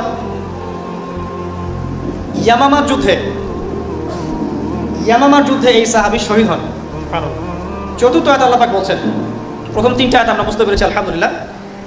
চতুর্থ আয়াত আল্লাহ পাক বলছেন যে বিসমিল্লাহির রহমানির রহিম, আল্লাহ পাক বলছেন ইন্নাল্লাযীনা ইউনাদুনাকা মিন ওয়ারাইল হুজুরাত, ইন্নাল্লাযীনা ইউনাদুনাকা মিন ওয়ারাইল হুজুরাত আকসারুহুম লা ইয়াকিলুন। 4 নম্বর আয়াত আল্লাহ পাক বলছেন প্রথম 3 আয়াতের পরে, নিশ্চয়ই যারা হে নবী মুহাম্মদ সাল্লাল্লাহু আলাইহি ওয়াসাল্লাম তোমাকে হুজুরাতের পিছন দিক থেকে ডেকেছে, মানে নবী সাল্লাল্লাহু আলাইহি ওয়াসাল্লামের ছোট ছোট হুজরা ছিল, কক্ষ ছিল, এরকম 9টা কক্ষে তার 9 জন স্ত্রী থাকতেন মসজিদ নববীর ঠিক পাশে। তো একদল বেদুইন মানে আরবের গ্রাম্য কিছু মানুষ, তারা একবার দুপুর বেলায় এসেছিল নবী সাল্লাল্লাহু আলাইহি ওয়াসাল্লামের কাছে। তাকে না পেয়ে তারা ঘরের বাহির থেকে তাকে ডাকা শুরু করেছিল জোরে জোরে, হে মুহাম্মদ সাল্লাল্লাহু আলাইহি ওয়াসাল্লাম বাইরে আসুন, বাইরে আসুন, এবং বলা শুরু করেছে। নবী সাল্লাল্লাহু আলাইহি ওয়াসাল্লাম মনে মনে একটু অস্বস্তি বোধ করেছেন, কিন্তু মুখে কিছু বলেন নাই, মুখে তাদেরকে কোনো কটু কথা বলেন নাই, কিন্তু আল্লাহ পাক সেই অস্বস্তির অবস্থাটা বুঝতে পেরেছেন। তো আল্লাহ পাক বলছেন নিশ্চয়ই যারা তোমাকে এই হুজুরাতের পিছন থেকে ডাকে আকসারুহুম লা ইয়াকিলুন, তাদের বেশিরভাগের আকল নাই, বেশিরভাগের জ্ঞান নাই, মানে তারা একটু গ্রাম্য মানুষ, তাদের এত ভদ্রতাবোধ নাই। ওয়ালাউ আন্নাহুম সাবারু হাত্তা তাখরুজা ইলাইহিম লাকানা খায়রুল লাহুম, যদি তোমার বের হওয়া পর্যন্ত তারা অপেক্ষা করত, তুমি নিজে বের হয়ে আসবে এই পর্যন্ত তারা অপেক্ষা করত, তাহলে এটা তাদের জন্য বেশি ভালো হতো। আল্লাহ পাক এভাবেই বললেন। তারপরে বলছেন যে লাহুম খায়রুল লাহুম আল্লাহু গফুর রহিম, আল্লাহ পাক পরম করুণাময় অসীম দয়ালু। এখানে এই 2টা আয়াতের মধ্যে একটা নাসিহা আছে। একদল মানুষ যারা কিছুটা আকলহীন ছিল, তারা নবী সাল্লাল্লাহু আলাইহি ওয়াসাল্লামকে এভাবে ডাকা শুরু করলো, নবীর মনের কষ্ট আল্লাহ বুঝতে পারলেন, আয়াত নাজিল করে দিলেন, কিন্তু নবী সাল্লাল্লাহু আলাইহি ওয়াসাল্লাম নিজের মুখে কিছু বলেন নাই। এখন আল্লাহ পাক বলছেন যদি তারা সবর করত এবং তোমার বের হয়ে আসা পর্যন্ত অপেক্ষা করতো, এটা তাদের জন্য বেশি ভালো হতো। এখানে খেয়াল করে দেখেন যে যে মানুষগুলো এই কাজটা করেছিল তারা কিছুটা আকলহীন এবং কিছুটা জাহেল প্রকৃতির। আল্লাহ রাব্বুল আলামিন তাদেরকে শাসালেন না, অজ্ঞদেরকে শিক্ষা দেওয়ার একটা পদ্ধতি আল্লাহ পাক শিখাচ্ছেন এখানে। তাদের বেশিরভাগের আকল নাই, আল্লাহ পাক মাফ করে দিয়েছেন কারণ তারা বুঝতে পারে নাই। ঠিক এরকম একটা আয়াত সূরা ফুরকানের মধ্যেও আছে রহমানের বান্দাদের সম্পর্কে, যে ওয়াইদা খাতাবাহুমুল জাহিলুনা ক্বালু সালামা। রহমানের বান্দা তারাই, তাদের একটা বৈশিষ্ট্য হচ্ছে যখন তারা জাহেলদের সাথে মোলাকাত করে বা জাহেলরা তর্ক করতে আসে, তারা বলে সালামা, তোমাদের সাথে আমরা তর্ক করতে চাই না, সালামুন আলাইকুম, তোমাদের উপর শান্তি বর্ষিত হোক। এখানে আমরা একটা ইসলামিক সোসাইটির নাসিহা পাচ্ছি, শিষ্টাচার পাচ্ছি। একটা কথা আমি বলতে ভুলে গিয়েছিলাম এর আগে, সেটা হলো নবী সাল্লাল্লাহু আলাইহি ওয়াসাল্লামের সামনে গলার ভয়েস উঁচু করা যেমন অপরাধ, ঠিক তেমনি যেই মজলিসগুলোতে নবী সাল্লাল্লাহু আলাইহি ওয়াসাল্লামের হাদিস এবং সুন্নাহ নিয়ে আলোচনা হবে সেখানেও গলার ভয়েস উঁচু করাটা অপরাধ। একই সাথে নবী সাল্লাল্লাহু আলাইহি ওয়াসাল্লামের কথাগুলো যে আলেম ওলামারা সমাজে প্রচার করেন, তাদের ক্ষেত্রে কথা বলার সময় আদব রক্ষা করাটা আমাদের কর্তব্য। এটা প্রত্যেকটা বিষয় রিলেটেড এখানে। আর এখন যে দুটো আয়াত বললাম, এর আয়াতের আলোকে ইবনে আব্বাস রাদিয়াল্লাহু আনহু তিনি বলছেন যে কোনো সময় এমন হতো যে আমি কোনো সাহাবীর কাছে গিয়েছি হাদিস শেখার জন্যে, তার বাসার সামনে গিয়ে আমি দাঁড়িয়ে থাকতাম। তারপর তারা যখন বাসা থেকে বের হতো আমাকে জিজ্ঞাসা করতো যে তুমি বাসায় নক করলেই তো হতো, বাসায় একটু নক করলেই তো হতো, তাহলে তো আমরা বের হয়ে তোমাকে হাদিস শেখাতে পারতাম, বলতে পারতাম। তখন আব্দুল্লাহ ইবনে আব্বাস রাদিয়াল্লাহু আনহু তিনি বলতেন যে এই আয়াতটা আমাকে বাধা দেয়, যে আয়াতটা নবী মুহাম্মদ সাল্লাল্লাহু আলাইহি ওয়াসাল্লাম সম্পর্কে নাজিল হয়েছে, আর যেহেতু আলেমগণ নবীদের উত্তরাধিকারী ওয়ারিস, এই জন্য কোনো আলেমের কাছে গিয়ে জ্ঞান শেখার জন্য আমি অপেক্ষা করতে পছন্দ করি যতক্ষণ না সে বের হয়ে আসে। আর আমাদের সোসাইটির মধ্যে দেখবেন যে আলেম ওলামার উপর মানুষের আচরণ কেমন। কোনো ক্ষেত্রে দেখা যায় এমন যে একজন ইমাম একজন খতিবকে মসজিদ কমিটির কাছে জিম্মি হয়ে থাকতে হচ্ছে। কখনো এমন হয় না? কখনো দেখা যায় একটা মাদ্রাসার পরিচালনা কমিটির কাছে একজন মাদ্রাসার প্রিন্সিপালকে জিম্মি হয়ে থাকতে হচ্ছে। আর এখানে আল্লাহ পাক কি শিক্ষা দিচ্ছেন যে নবী সাল্লাল্লাহু আলাইহি ওয়াসাল্লামের বাসার পিছন থেকে তাকে উচ্চস্বরে ডাকাটাকে তিনি অপছন্দ করছেন, এবং সাহাবায়ে আমল করে দেখাচ্ছেন এভাবে তারা আলেমদের বাসার সামনে গিয়ে দাঁড়িয়ে থাকতেন যতক্ষণ না তারা বের হয়। এই তাজিম না থাকলে দিনের জ্ঞান অর্জন করা যায় না। আসলে ভক্তি, শ্রদ্ধা বোধ, তাজিম এগুলো না থাকলে দিনের জ্ঞান অর্জন করা যায় না। আল্লাহ পাক আমাদেরকে তৌফিক এনায়েত করুন। এরপরে খুব ইম্পর্টেন্ট কিছু আয়াত আসবে, এগুলোর দিকে আমি বেশি ফোকাস করতে বলছি। আল্লাহ পাক বলছেন 6 নম্বর আয়াতে, ইয়া আইয়ুহাল্লাযীনা আমানু, হে মুমিনগণ। এই জায়গা থেকে খুব ভালো করে শোনেন, মূল সূরার ফেসটা এখান থেকে শুরু হচ্ছে। ইয়া আইয়ুহাল্লাযীনা আমানু, হে মুমিনগণ। সবাইকে বলা হচ্ছে হে মুমিনগণ, ইন জাআকুম ফাসিকুম বিনাবাইন ফাতাবায়ানু। তোমাদের কাছে যদি কোনো ফাসিক বা পাপাচারী কোনো সংবাদ নিয়ে আসে, যে কোনো খবর, হে মুমিনগণ তোমাদের কাছে যদি কোনো ফাসিক বা পাপাচারী ব্যক্তি কোনো সংবাদ নিয়ে আসে, যে কোনো খবর নিয়ে আসে, ফাতাবায়ানু, সেটা আগে ভালো করে তদন্ত করে পরীক্ষা করে দেখো। আগে বিশ্বাস করো না এবং আগে কোনো ইনিশিয়েটিভ নিও না, ওই তথ্যের উপর ভিত্তি করে কোনো কাজ করে বসো না। আগে তোমরা খবরটাকে যাচাই বাছাই করে দেখো। কেন? আন তুসিবু কওমান বিজাহালা ফাতুসবিহু আলা মা ফাআলতুম নাদিমিন। হতে পারে ওই খবরটা বিশ্বাস করে নেওয়ার ফলে অজ্ঞতা বশত তোমরা এমন কিছু করে বসবে যার ফলশ্রুতিতে তোমরা পরবর্তীতে নিজেরাই অনুতপ্ত হবে। কথা কি বুঝতে পারছেন ভাই? সবার আগে খবরটা যাচাই বাছাই করার চেষ্টা করবেন। এমন কোনো খবরকে শুনেই বিশ্বাস করবেন না যেটা আল্লাহ রাব্বুল আলামিন বলছেন হয়তো বা এমন কিছু তোমরা করে ফেলতে পারো যেটার কারণে তোমরা পরবর্তীতে নিজেরাই অনুতপ্ত হবে যে আমরা এটা কি করলাম। এক ভাই আরেক ভাই বলা ছুটে যাবো না। আর এখানে যদি কোনো মিডিয়া কর্মী থেকে থাকে তাদের প্রতি এই আয়াতটা একটা নসিহত, এমন কোনো খবর প্রচার করতে যায় না যেটার সাথে বাস্তবতার কোনো সম্পর্ক নেই।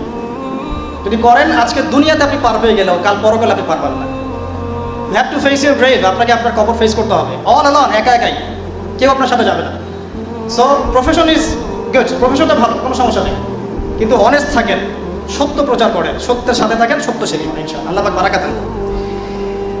আল্লাহ পাক এই কথাটা বলার পরে সামনে যাচ্ছেন, তিনি বলছেন ওয়া আলামু আন্না ফীকুম রাসূলুল্লাহ, হে মুমিনগণ তোমরা জেনে রাখো তোমাদের সাথে তোমাদের সাথে আল্লাহর রাসূল আছেন, মানে রাসূল তখন জীবিত ছিলেন। লাউ ইউতিউকুম ফি কাসীরিন মিনাল আমরি লাআনিতুম, যদি রাসূল সাল্লাল্লাহু আলাইহি ওয়াসাল্লাম বেশিরভাগ ক্ষেত্রে তোমাদের কথা ফলো করা শুরু করেন তাহলে তোমরাই ক্ষতিগ্রস্ত হবে। আল্লাহর ওহী যখন আসে এটার উপরে যদি তিনি তোমাদের মতামতকে বেশি প্রাধান্য দিতে চান তাহলে তোমরাই ক্ষতিগ্রস্ত হবে।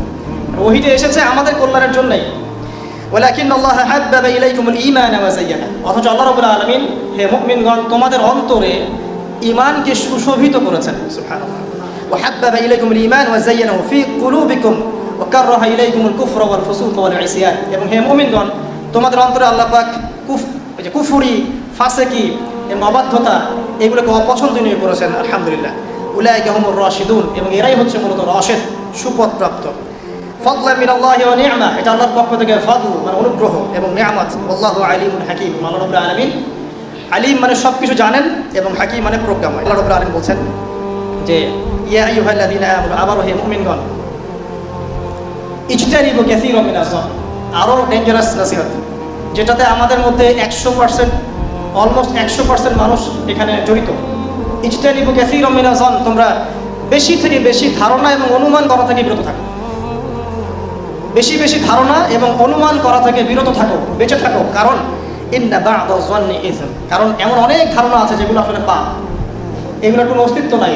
অযথাই আপনি নিজের মনে এগুলো চিন্তা করছেন, সে হয়তো এমন না, আবার অমুক হয়তো তেমন, এখানে হয়তো এটা আছে, ওখানে হয়তো ওটা আছে, আপনি অযথাই অনুমান করছেন। এই অনুমানগুলোর সাথে বাস্তবতার কোনো সম্পর্ক নাই। আল্লাহ পাক আরও বলছেন ওয়ালা তাজাসসু, তোমরা জাসুসি করো না। এখানে জাসুসি বলতে বোঝানো হচ্ছে যে ইচ্ছা করে অন্যের দোষ খুঁজে বের করো না।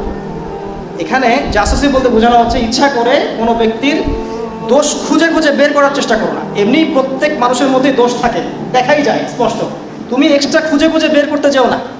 এখানে বোঝানো হচ্ছে তোমরা যে দোষগুলো দেখা যায় এর বাইরে অতিরিক্ত দোষ খুঁজতে যেও না মানুষের। আপনার মধ্যে হয়তো এমন কিছু দোষ আছে যেটা আমি জানি না, এটা জানার জন্য ওত পেতে থাকার দরকার নেই, এটা তাজাসসু বলা হয়। তোমরা এভাবে জাসুসি করো না। আরও কি করো না, ওয়ালা ইয়াগতাব বা'দুকুম বা'দা, এক ভাই আরেক ভাইয়ের গীবত করো না। গীবত আপনারা জানেন, নবীজিকে বলা হয়েছে কি গীবত? তিনি বলেছেন তোমার ভাই সম্পর্কে এমন কথা বলা যা তার অনুপস্থিতিতে বললে সে যখন শুনবে সে কষ্ট পাবে। সাহাবীরা বললেন যদি তার মধ্যে সেই দোষ থেকে থাকে তাহলে? নবীজি বললেন যদি তার মধ্যে সেই দোষ থাকে তাহলেই তো তুমি তার গীবত করলে, আর যদি তার মধ্যে সেই দোষ না থাকে তাহলে তুমি তো তাকে অপবাদ দিলে। তো অলমোস্ট এভরিবডি আমরা এখন এই রোগে আক্রান্ত। আল্লাহ পাক আমাদেরকে এই রোগ থেকে হেফাজত করুন। এই রোগের একটা সুফল পাবে যার গীবত করা হচ্ছে সেই ব্যক্তি। কীরকম? ধরেন আপনার গীবত করেছে অনেক মানুষ এবং আপনার কাছে ক্ষমাও চায় নাই, যার যোগ্য আপনি ছিলেন না। এখন কিয়ামতের মাঠে উঠে দেখবেন যে অনেক নেকি অটোমেটিকলি আপনার আমলনামায় যুক্ত হচ্ছে। কীভাবে? এই মানুষগুলো আপনার গীবত করেছিল, আপনি তার যোগ্য ছিলেন না, আপনার উপর জুলুমটা হয়েছে। আল্লাহ পাক সেদিন আপনাকে নেকি দিবেন, ওদের আমলনামা থেকে নিয়ে আপনাকে দিবেন। এই জন্য পার্সোনালি আমাকে গীবত করলে আমি খুব খুশি হই যে আলহামদুলিল্লাহ কিছু নেকি পাওয়া যাবে ইনশাআল্লাহ, কারণ এই বিষয়টার সাথে আমি জড়িত না। মাশাআল্লাহ। তো আল্লাহ পাক আমাদেরকে গীবতের মহামারী থেকে বেঁচে থাকার তৌফিক দান করুন। আল্লাহ পাক বলছেন যে তোমরা কি একে আইয়ুহিব্বু আহাদুকুম আইয়াকুলা লাহমা আখিহি মাইতান ফাকারিহতুমু, তোমরা কি তোমাদের মৃত ভাইয়ের গোশত ভক্ষণ করতে পছন্দ করবে?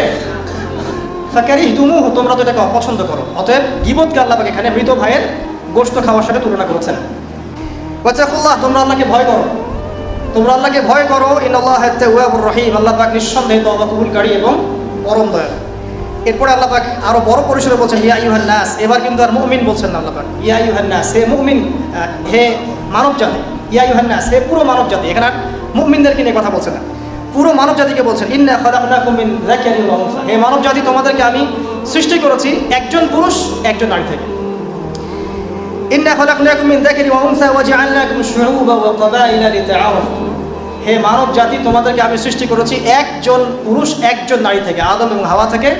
অতঃপর তোমাদেরকে বিভক্ত করে দিয়েছে বিভিন্ন কবিলা এবং দলে উপদলে, জাতিতে, কবিলায়, গোত্রে বিভক্ত করেছে। কেন? লিতাআরাফু, যাতে তোমরা একে অপরের সাথে পরিচিত হতে পারো। ভাষার পার্থক্য থাকবে, রঙের পার্থক্য থাকবে, সংস্কৃতির পার্থক্য থাকবে, রুচি অভ্যাসের পার্থক্য থাকবে, ভৌগোলিক পার্থক্য থাকবে, বাট পরিচিত হওয়ার জন্য তোমাদেরকে আমি এভাবে বিভক্ত করেছি, গর্ব ফখর করার জন্য। কারণ আল্লাহর কাছে সম্মানের মানদণ্ড এগুলো নয়, ভাষা, বর্ণ, রং, জাতীয়তাবাদ এগুলো সম্মানের মানদণ্ড নয়। কি মানদণ্ড? ইন্না আকরামাকুম ইনদাল্লাহি আতকাকুম, তোমাদের মধ্যে আল্লাহর কাছে সবচেয়ে বেশি সম্মানিত সেই ব্যক্তি যে ব্যক্তি তোমাদের মধ্যে সবচেয়ে বেশি মুত্তাকি, শেষ, যার তাকওয়া বেশি সে তোমাদের মধ্যে আল্লাহর কাছে সবচেয়ে বেশি সম্মানিত, হোক সে গরিব বা ধনী বা সাদা বা কালো বা যে কোনো ভৌগোলিকতার, যে কোনো জাতীয়তাবাদের, যে কোনো ভাষা বা যে কোনো রঙের। আল্লাহ রাব্বুল আলামিন সামনে আরও বলছেন, ক্বালাতিল আ'রাবু আমান্না। আমরা শেষ করে দিচ্ছি, আর দু তিনটা আয়াত আছে। ক্বালাতিল আ'রাবু আমান্না, হে নবী, আরবরা বলে, আরবের যারা বেদুইন ছিল তারা বলে যে আমরা ঈমান এনেছি, আমরা ঈমান এনে ফেলেছি। কুল লাম তুমিনু, হে নবী আপনি বলে দিন তোমরা ঈমান নিয়ে আসোনি, তোমরা প্রকৃত অর্থে ঈমান নিয়ে আসোনি। ওয়ালাকিন কুলু আসলামনা, বরং তোমরা বলো যে আমরা কেবল ইসলাম কবুল করেছি। মানে কেবল কালেমার সাক্ষ্য দিয়ে মুসলিম হয়েছে, এখনো পরিপূর্ণ ঈমান তোমাদের কলবে ঢোকে নাই। ওয়ালাম ইয়াদখুলিল ঈমানু ফি কুলুবিকুম, তোমাদের কলবের মধ্যে এখনো ঈমানের সব লেভেল প্রবেশ করেনি। ওয়াইন তুতিউল্লাহ ওয়া রাসূলাহ, তবে তোমরা যদি আল্লাহর আনুগত্য করো এবং তার রাসূলের আনুগত্য করো, লা ইয়ালিতকুম মিন আমালিকুম শাইআ, তাহলে আল্লাহ পাক তোমাদের আমলের কিছুই বিনষ্ট করবেন না। মানে আল্লাহ এবং তার রাসূলের আনুগত্য করলে পরে তোমরা প্রকৃত অর্থে মুমিন হবে ইনশাআল্লাহ। আল্লাহ পাক তোমাদের আমল বিনষ্ট করবেন না। ইন্নাল্লাহা গফুরুর রহিম, নিশ্চয়ই আল্লাহ রাব্বুল আলামিন পরম করুণাময় এবং অসীম দয়ালু। এবার আল্লাহ বলছেন যে আসলেই মুমিন কারা।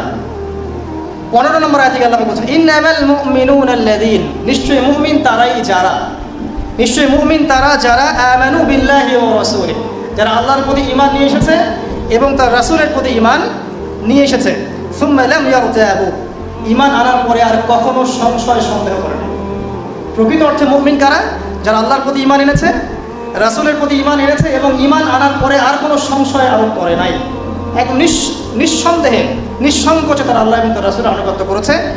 আর কি করেছে? ওয়াজাহাদু বিআমওয়ালিহিম ওয়া আনফুসিহিম ফি সাবিলিল্লাহ, এবং আল্লাহর পথে তারা নিজেদের মাল এবং নিজেদের জান দিয়ে জিহাদ করেছে। কি এটা? আল্লাহ পাকের দ্বীন ইসলাম আল্লাহ পাকের জমিনে প্রচার হবে, প্রসার হবে, প্রতিষ্ঠা হবে। এর জন্য আপনি আপনার কথা, আপনার কলম, আপনার মাল, আপনার জান, আপনার যা কিছু আল্লাহ পাক আপনাকে দিয়েছেন, এই বিষয়গুলোকে ব্যবহার করে আপনি যখন দিনটাকে প্রচার করার চেষ্টা করছেন, প্রসার করার চেষ্টা করছেন, এস্টাবলিশমেন্টের চেষ্টা করছেন, এই প্রতিটা কাজই জিহাদের মতো। আল্লাহ পাক বলছেন প্রকৃত মুমিন তারাই যারা ঈমান আনে আল্লাহর প্রতি, রাসূলের প্রতি এবং কোনো সন্দেহ পোষণ করে না, তারপরে দিনের জন্য প্রচেষ্টা চালায়, আল্লাহর পথে প্রচেষ্টা চালায়। উলাইকা হুমুস সাদিকুন, এরাই হচ্ছে প্রকৃতপক্ষে সত্যবাদী। আল্লাহ পাকের পরের আয়াতে বলছেন, কুল আতুআল্লিমুনা আল্লাহ বিদীনিকুম, তোমরা কি, হে নবী বলে দিন, তোমরা কি আল্লাহকে তার দিন শেখাতে চাচ্ছ? তোমরা কি আল্লাহকে তার দিন শেখাতে চাচ্ছ? আল্লাহু ইয়া'লামু মা ফিস সামাওয়াতি ওয়া মা ফিল আরদ, অথচ আল্লাহ পাক আসমান জমিনের প্রতিটা বিষয় সম্পর্কে জ্ঞাত আছে। সেই সত্তাকে কি তোমরা দিন শেখাতে চাচ্ছ, যে সত্তা আসমান জমিনের প্রত্যেকটা বিষয় সম্পর্কে অবগত? আল্লাহু বিকুল্লি শাইইন আলিম, আল্লাহ পাক প্রত্যেকটা বিষয় সম্পর্কে জ্ঞানী। শেষের দুটো আয়াত আল্লাহ পাক বলছেন, ইয়ামুন্নুনা আলাইকা, এক শ্রেণীর মুসলিমের চরিত্র আল্লাহ পাক এখানে উন্মোচন করছেন। ইয়ামুন্নুনা আলাইকা আন আসলিমু, কিছু মানুষ ইসলাম কবুল করেছে বলে তোমার সামনে এমন একটা ভাব প্রকাশ করে যে তোমার প্রতি অনেক ইহসান করে ফেলেছে। ইয়ামুন্নুনা আলাইকা আন আসলিমু, তোমরা কি ইসলাম কবুল করে করুণা করেছো নাকি আল্লাহর প্রতি? কুল্লা তামুন্নু আলাইয়া ইসলামাকুম, আল্লাহ পাক বলছেন তোমাদের ইসলাম কবুলে আল্লাহ পাকের কোনো করুণা নাই, আল্লাহ পাকের কোনো কিছু যায় আসে না। তোমরা কি ইসলাম কবুল করেছো মনে করেছো তোমরা আল্লাহকে ঋণ দিয়ে ফেলেছো, আল্লাহ পাকে ইহসান করে ফেলেছো? তোমাদের ইসলাম কবুলে আল্লাহর কিছু যায় আসে না। বালিল্লাহু ইয়ামুন্নু আলাইকুম আন হাদাকুম লিল ঈমান, বরং আল্লাহ পাকই তোমাদের উপরে ইহসান করেছেন, করুণা করেছেন, যে আল্লাহ পাক তোমাদেরকে ইসলাম কবুলের তৌফিক দিয়েছেন। ইন কুনতুম সাদিকিন, যদি তোমরা সত্যবাদী হয়ে থাকো তাহলে বিশ্বাস করো এই বিষয়টা। ইন্নাল্লাহা ইয়া'লামু গায়বাস সামাওয়াতি ওয়াল আরদ, নিশ্চয়ই আল্লাহ রাব্বুল আলামিন গায়েবের সমস্ত বিষয় জানেন, আসমান জমিনের গায়েবের সমস্ত বিষয় জানেন। আল্লাহু বাসীরুম বিমা তা'মালুন, আল্লাহ রাব্বুল আলামিন সব কিছু দেখেন তোমরা যা করছো। এই কথাটা বলে আল্লাহ পাক সূরাটাকে শেষ করেছেন। নবী করিম সাল্লাল্লাহু আলাইহি ওয়াসাল্লাম একদিন মসজিদে বসে আছেন। একজন ব্যক্তি মসজিদে প্রবেশ করলেন, যার গায়ে ছিল ধবধবে সাদা পোশাক এবং যার চুলগুলো ছিল অত্যন্ত কুচকুচে কালো, অত্যন্ত কালো। তিনি এসে নবী সাল্লাল্লাহু আলাইহি ওয়াসাল্লামের কাছে বসলেন। ফাসনাদা রুকবাতাইহি ইলা রুকবাতাইহি, তিনি তার দুই হাঁটুকে নবী সাল্লাল্লাহু আলাইহি ওয়াসাল্লামের দুই হাঁটুর সাথে লাগিয়ে দিয়ে বসলেন। অনেকটা আমরা তাশাহুদে যেমন করে বসি ঠিক এভাবে। মসজিদে আসলেন অত্যন্ত সুন্দর কাপড় পরে। আমরা মসজিদে যাওয়ার সময় পোশাকের খেয়াল খুব একটা করি না, কিন্তু আল্লাহ পাক প্রত্যেক সালাতের জন্য, মসজিদে যাওয়ার জন্য উত্তম পোশাক পরতে বলেছেন। সাধ্য মতো আপনার সামর্থ্যের সেরা পোশাকটা পরতে বলেছেন। কারণ নামাজের মধ্য দিয়ে আপনি আল্লাহর সাথে সাক্ষাৎ করতে যাচ্ছেন। তো এইগুলো আমরা খেয়াল রাখি না। নবী সাল্লাল্লাহু আলাইহি ওয়াসাল্লাম এমন একজন মানুষ ছিলেন যার কাছে সফরে গেলেও তার কাছে চিরুনি থাকতো, আতর থাকতো, অনেক কিছু থাকতো, তেল থাকতো। ওই সময়ে টিপটাপ পরিপাটি থাকার জন্য যা যা প্রয়োজন ছিল এগুলো নবী সাল্লাল্লাহু আলাইহি ওয়াসাল্লামের কাছে থাকতো। তো ওই ব্যক্তি মসজিদে প্রবেশ করলেন সবচেয়ে উত্তম পোশাক পরে। এখান থেকে একটা শিক্ষা আছে, আমরা যখন মসজিদে যাব আমাদের উচিত হবে আপনার সামর্থ্যের সেরা পোশাকটা পরা যাবে ইনশাআল্লাহ। এসে তিনি নবী সাল্লাল্লাহু আলাইহি ওয়াসাল্লামের কাছে এসে বসলেন, হাঁটুর সাথে হাঁটু লাগিয়ে দিয়ে বসলেন এবং তার দুই হাত নবী সাল্লাল্লাহু আলাইহি ওয়াসাল্লামের উরু বা থাই এর উপরে রাখলেন। ওয়াদাআ কাফাইহি আলা ফাখিজাইহি। এরপরে তিনি নবী সাল্লাল্লাহু আলাইহি ওয়াসাল্লামকে জিজ্ঞাসা করছেন, ইয়া মুহাম্মদ, বলেন সাল্লাল্লাহু আলাইহি ওয়াসাল্লাম। মনে রাখবেন সবচেয়ে কৃপণ ব্যক্তি সে যার সামনে আল্লাহ রাসূলের নাম উচ্চারিত হয় কিন্তু সে দরুদ পড়ে না। আর তিন ব্যক্তির জন্য আল্লাহ নবী সাল্লাল্লাহু আলাইহি ওয়াসাল্লাম ধ্বংসের দোয়া করেছেন, বদদোয়া করেছেন। এক নম্বর সেই ব্যক্তি যে রমজান মাসকে পেল, রমজান মাসে আমল করে গোনাহ মাফ করাতে পারলো না। আমরা আল্লাহর কাছে দোয়া করি আল্লাহ পাক আমাদেরকে রমজান পর্যন্ত পৌঁছে দিক এবং রমজান মাসকে সর্বোত্তমভাবে কাজে লাগিয়ে গোনাগুলো মাফ করানোর তৌফিক আল্লাহ পাক দান করুন, আমিন। এবং আমাদের হায়াতে আল্লাহ পাক বেশি বেশি রমজান মাস দান করুন, আমিন। এবং লাইলাতুল কদরের নিয়ামত দান করুন, আমিন। আসলে রমজানের কথা মনে পড়ে গেল যে রমজান কিন্তু বেশি দিন বাকি নেই। আমরা মনে করছি যে অনেক দেরি আছে, আসলে কিন্তু বেশি দেরি নেই। সাহাবায়ে কেরাম রাদিয়াল্লাহু আনহুম 6 মাস আগে থেকেই রমজানের প্রিপারেশন নিতেন, রমজানের প্রিপারেশন নিতেন। এই রমজানে আমি কি করব, কোরআন কতটুকু পড়ব, দিনের জন্য কি করব, জাকাতগুলো কিভাবে হিসাব করব, রমজান কেন্দ্রিক তাদের প্ল্যান থাকতো আগে থেকে। আমরা রমজানকে গুরুত্ব দেওয়ার চেষ্টা করি, আল্লাহ পাক তৌফিক দান করুন, আমিন। এক নম্বর ব্যক্তি যে রমজান মাসকে পেল, রমজান মাসকে পেয়েও ইবাদত করে তার গোনাহ মাফ করাতে পারলো না। দুই নম্বর ব্যক্তি যার অধীনে পিতামাতা আছে, যারা বৃদ্ধ, পিতামাতা দুজনেই আছে অথবা পিতা আছে অথবা মাতা, দুজনের একজন, তাদেরকে পেয়ে তাদের খেদমত করে জান্নাত লাভ করতে পারলো না, এই ব্যক্তির জন্য ধ্বংস। নবীজি বলেছেন আমিন। আর তৃতীয় ব্যক্তি যার সামনে রাসূলুল্লাহ সাল্লাল্লাহু আলাইহি ওয়াসাল্লামের নাম উচ্চারিত হয়েছে কিন্তু সে তার নাম শুনে দরুদ শরীফ পড়েনি, তার জন্য ধ্বংস। যখনই আপনার সামনে মুহাম্মদ নামটা উচ্চারিত হবে কমপক্ষে সাল্লাল্লাহু আলাইহি ওয়াসাল্লাম অবশ্যই পড়বেন। একবার দরুদ শরীফ পড়লে 10টা নেকি হয়, 10টা গুনাহ মাফ হয়ে যায়। আল্লাহ পাক 10 বার আপনার প্রতি রহম করবেন, আপনার মর্যাদা আল্লাহ পাক 10 গুণ বাড়িয়ে দিবেন, বলেন সুবহানাল্লাহ। তো নবী সাল্লাল্লাহু আলাইহি ওয়াসাল্লাম এর কাছে এই ব্যক্তি এসে তার দুই হাত নবী সাল্লাল্লাহু আলাইহি ওয়াসাল্লামের উরুর উপরে রেখে তাকে জিজ্ঞাসা করছেন, ইয়া মুহাম্মদ সাল্লাল্লাহু আলাইহি ওয়াসাল্লাম আখবিরনি আনিল ইসলাম। হে মুহাম্মদ সাল্লাল্লাহু আলাইহি ওয়াসাল্লাম, আমাকে ইসলাম সম্পর্কে বলুন। তখন নবী সাল্লাল্লাহু আলাইহি ওয়াসাল্লাম বলছেন, আল ইসলাম। অনেক তত্ত্বপাত্তর সাথে জিনের সম্পর্ক আছে। এটা আবার কেমন কথা? এটাও কোরআনেই আছে যে দুনিয়াতে যে ব্যক্তি শয়তান, মানুষ শয়তান, তার সাথে জিন শয়তানের যোগাযোগ থাকে। বিশ্বাস করেন না? দুনিয়াতে যে ব্যক্তি মানুষ শয়তান তার সাথে জিন শয়তানের যোগাযোগ থাকে। একটা হাদিসে এমনও পড়েছিলাম আমরা স্টুডেন্ট লাইফে, আল্লাহ রাব্বুল আলামিন যখন কোনো আদেশ নাজিল করেন তখন ফেরেশতারা সেটা নিয়ে ডিসকাস করতে থাকেন আসমানে, এবং জিন জাতি প্রথম আসমানের কিনারা পর্যন্ত পৌঁছে যায় এবং সেখানে গিয়ে কানে শ্রবণ করার চেষ্টা করে কি নিয়ে আলোচনা করা হচ্ছে। যদি কোনো একটা সংবাদ তাদের কান পর্যন্ত চলে আসে, তাদেরকে বিতাড়িত করার জন্য আল্লাহ রাব্বুল আলামিন উল্কাপিণ্ড ছোড়েন। ওখানকার ফেরেশতারা আছেন, তারা অগ্নিশিখা নির্বাপন করেন। সূরা সফফাতের প্রথম দিকে পড়ে দেখবেন। এই জিন দুনিয়াতে যে কবিরাজ বা তান্ত্রিক বা জাদুকরের আন্ডারে আছে, সে এসে তাকে জানিয়ে দেয় এই হতে যাচ্ছে। তখন সেই তান্ত্রিক এই সত্যটার সাথে আরও 100টা মিথ্যা জড়িয়ে জনগণকে বিভ্রান্ত করে। তখন তার কথা ফলে যায়, মানুষ মনে করে যে তান্ত্রিক অনেক বড় কিছু হয়ে গেছে।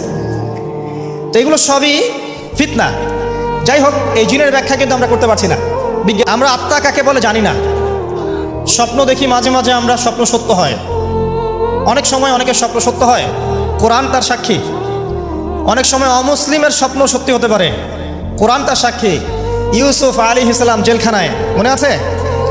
দুজন ব্যক্তি স্বপ্ন দেখলেন, একজন শরাব পান করাচ্ছেন মনিবকে, আরেকজনের মাথার মধ্যে রুটি এখান থেকে পাখি রুটি খেয়ে চলে যাচ্ছে। এই দুজন ব্যক্তি কিন্তু মুসলিম নন। তারপরে ইউসুফ আলাইহিস সালাম বললেন একজন নিষ্কৃতি পাবে এবং তার মালিককে সে শরাব পরিবেশন করবে, সে মুক্ত হয়ে যাবে সামনেই অচিরেই। আরেকজন ব্যক্তি তোমাকে শুলদণ্ড দেওয়া হবে, তোমার মাথার মধ্যে যে মগজ আছে এটা পাখি এসে খেয়ে ফেলবে। কুদি আলামর, এটা হয়ে গেছে, এটা আল্লাহর পক্ষ থেকে ফয়সালা। তাহলে এই স্বপ্ন মিথ্যা ছিল না সত্য? তো এই নবী সাল্লাল্লাহু আলাইহি ওয়াসাল্লাম বলেছেন, নবী সাল্লাল্লাহু আলাইহি ওয়াসাল্লামের প্রতি দরুদ পাঠ করা হলে এই দরুদগুলো সংগ্রহ করার জন্য এক শ্রেণীর ফেরেশতা আছেন, স্পেশাল ফেরেশতা, মালায়েকা। নবী করিম সাল্লাল্লাহু আলাইহি ওয়াসাল্লাম বলেছেন এক শ্রেণীর স্পেশাল ফেরেশতা আছেন যারা দরুদগুলোকে সংরক্ষণ করেন। আমরা যে কথাগুলো বলছি রেকর্ড হয়ে যাচ্ছে না? আজকে থেকে 100 বছর 200 বছর আগে মানুষ এটা কল্পনা করতে পারত? আমরা এখন যেখানেই মুভ করছি, সিসি ক্যামেরা, ভিডিও, এটা সেটা, স্যাটেলাইট, এগুলো আছে না?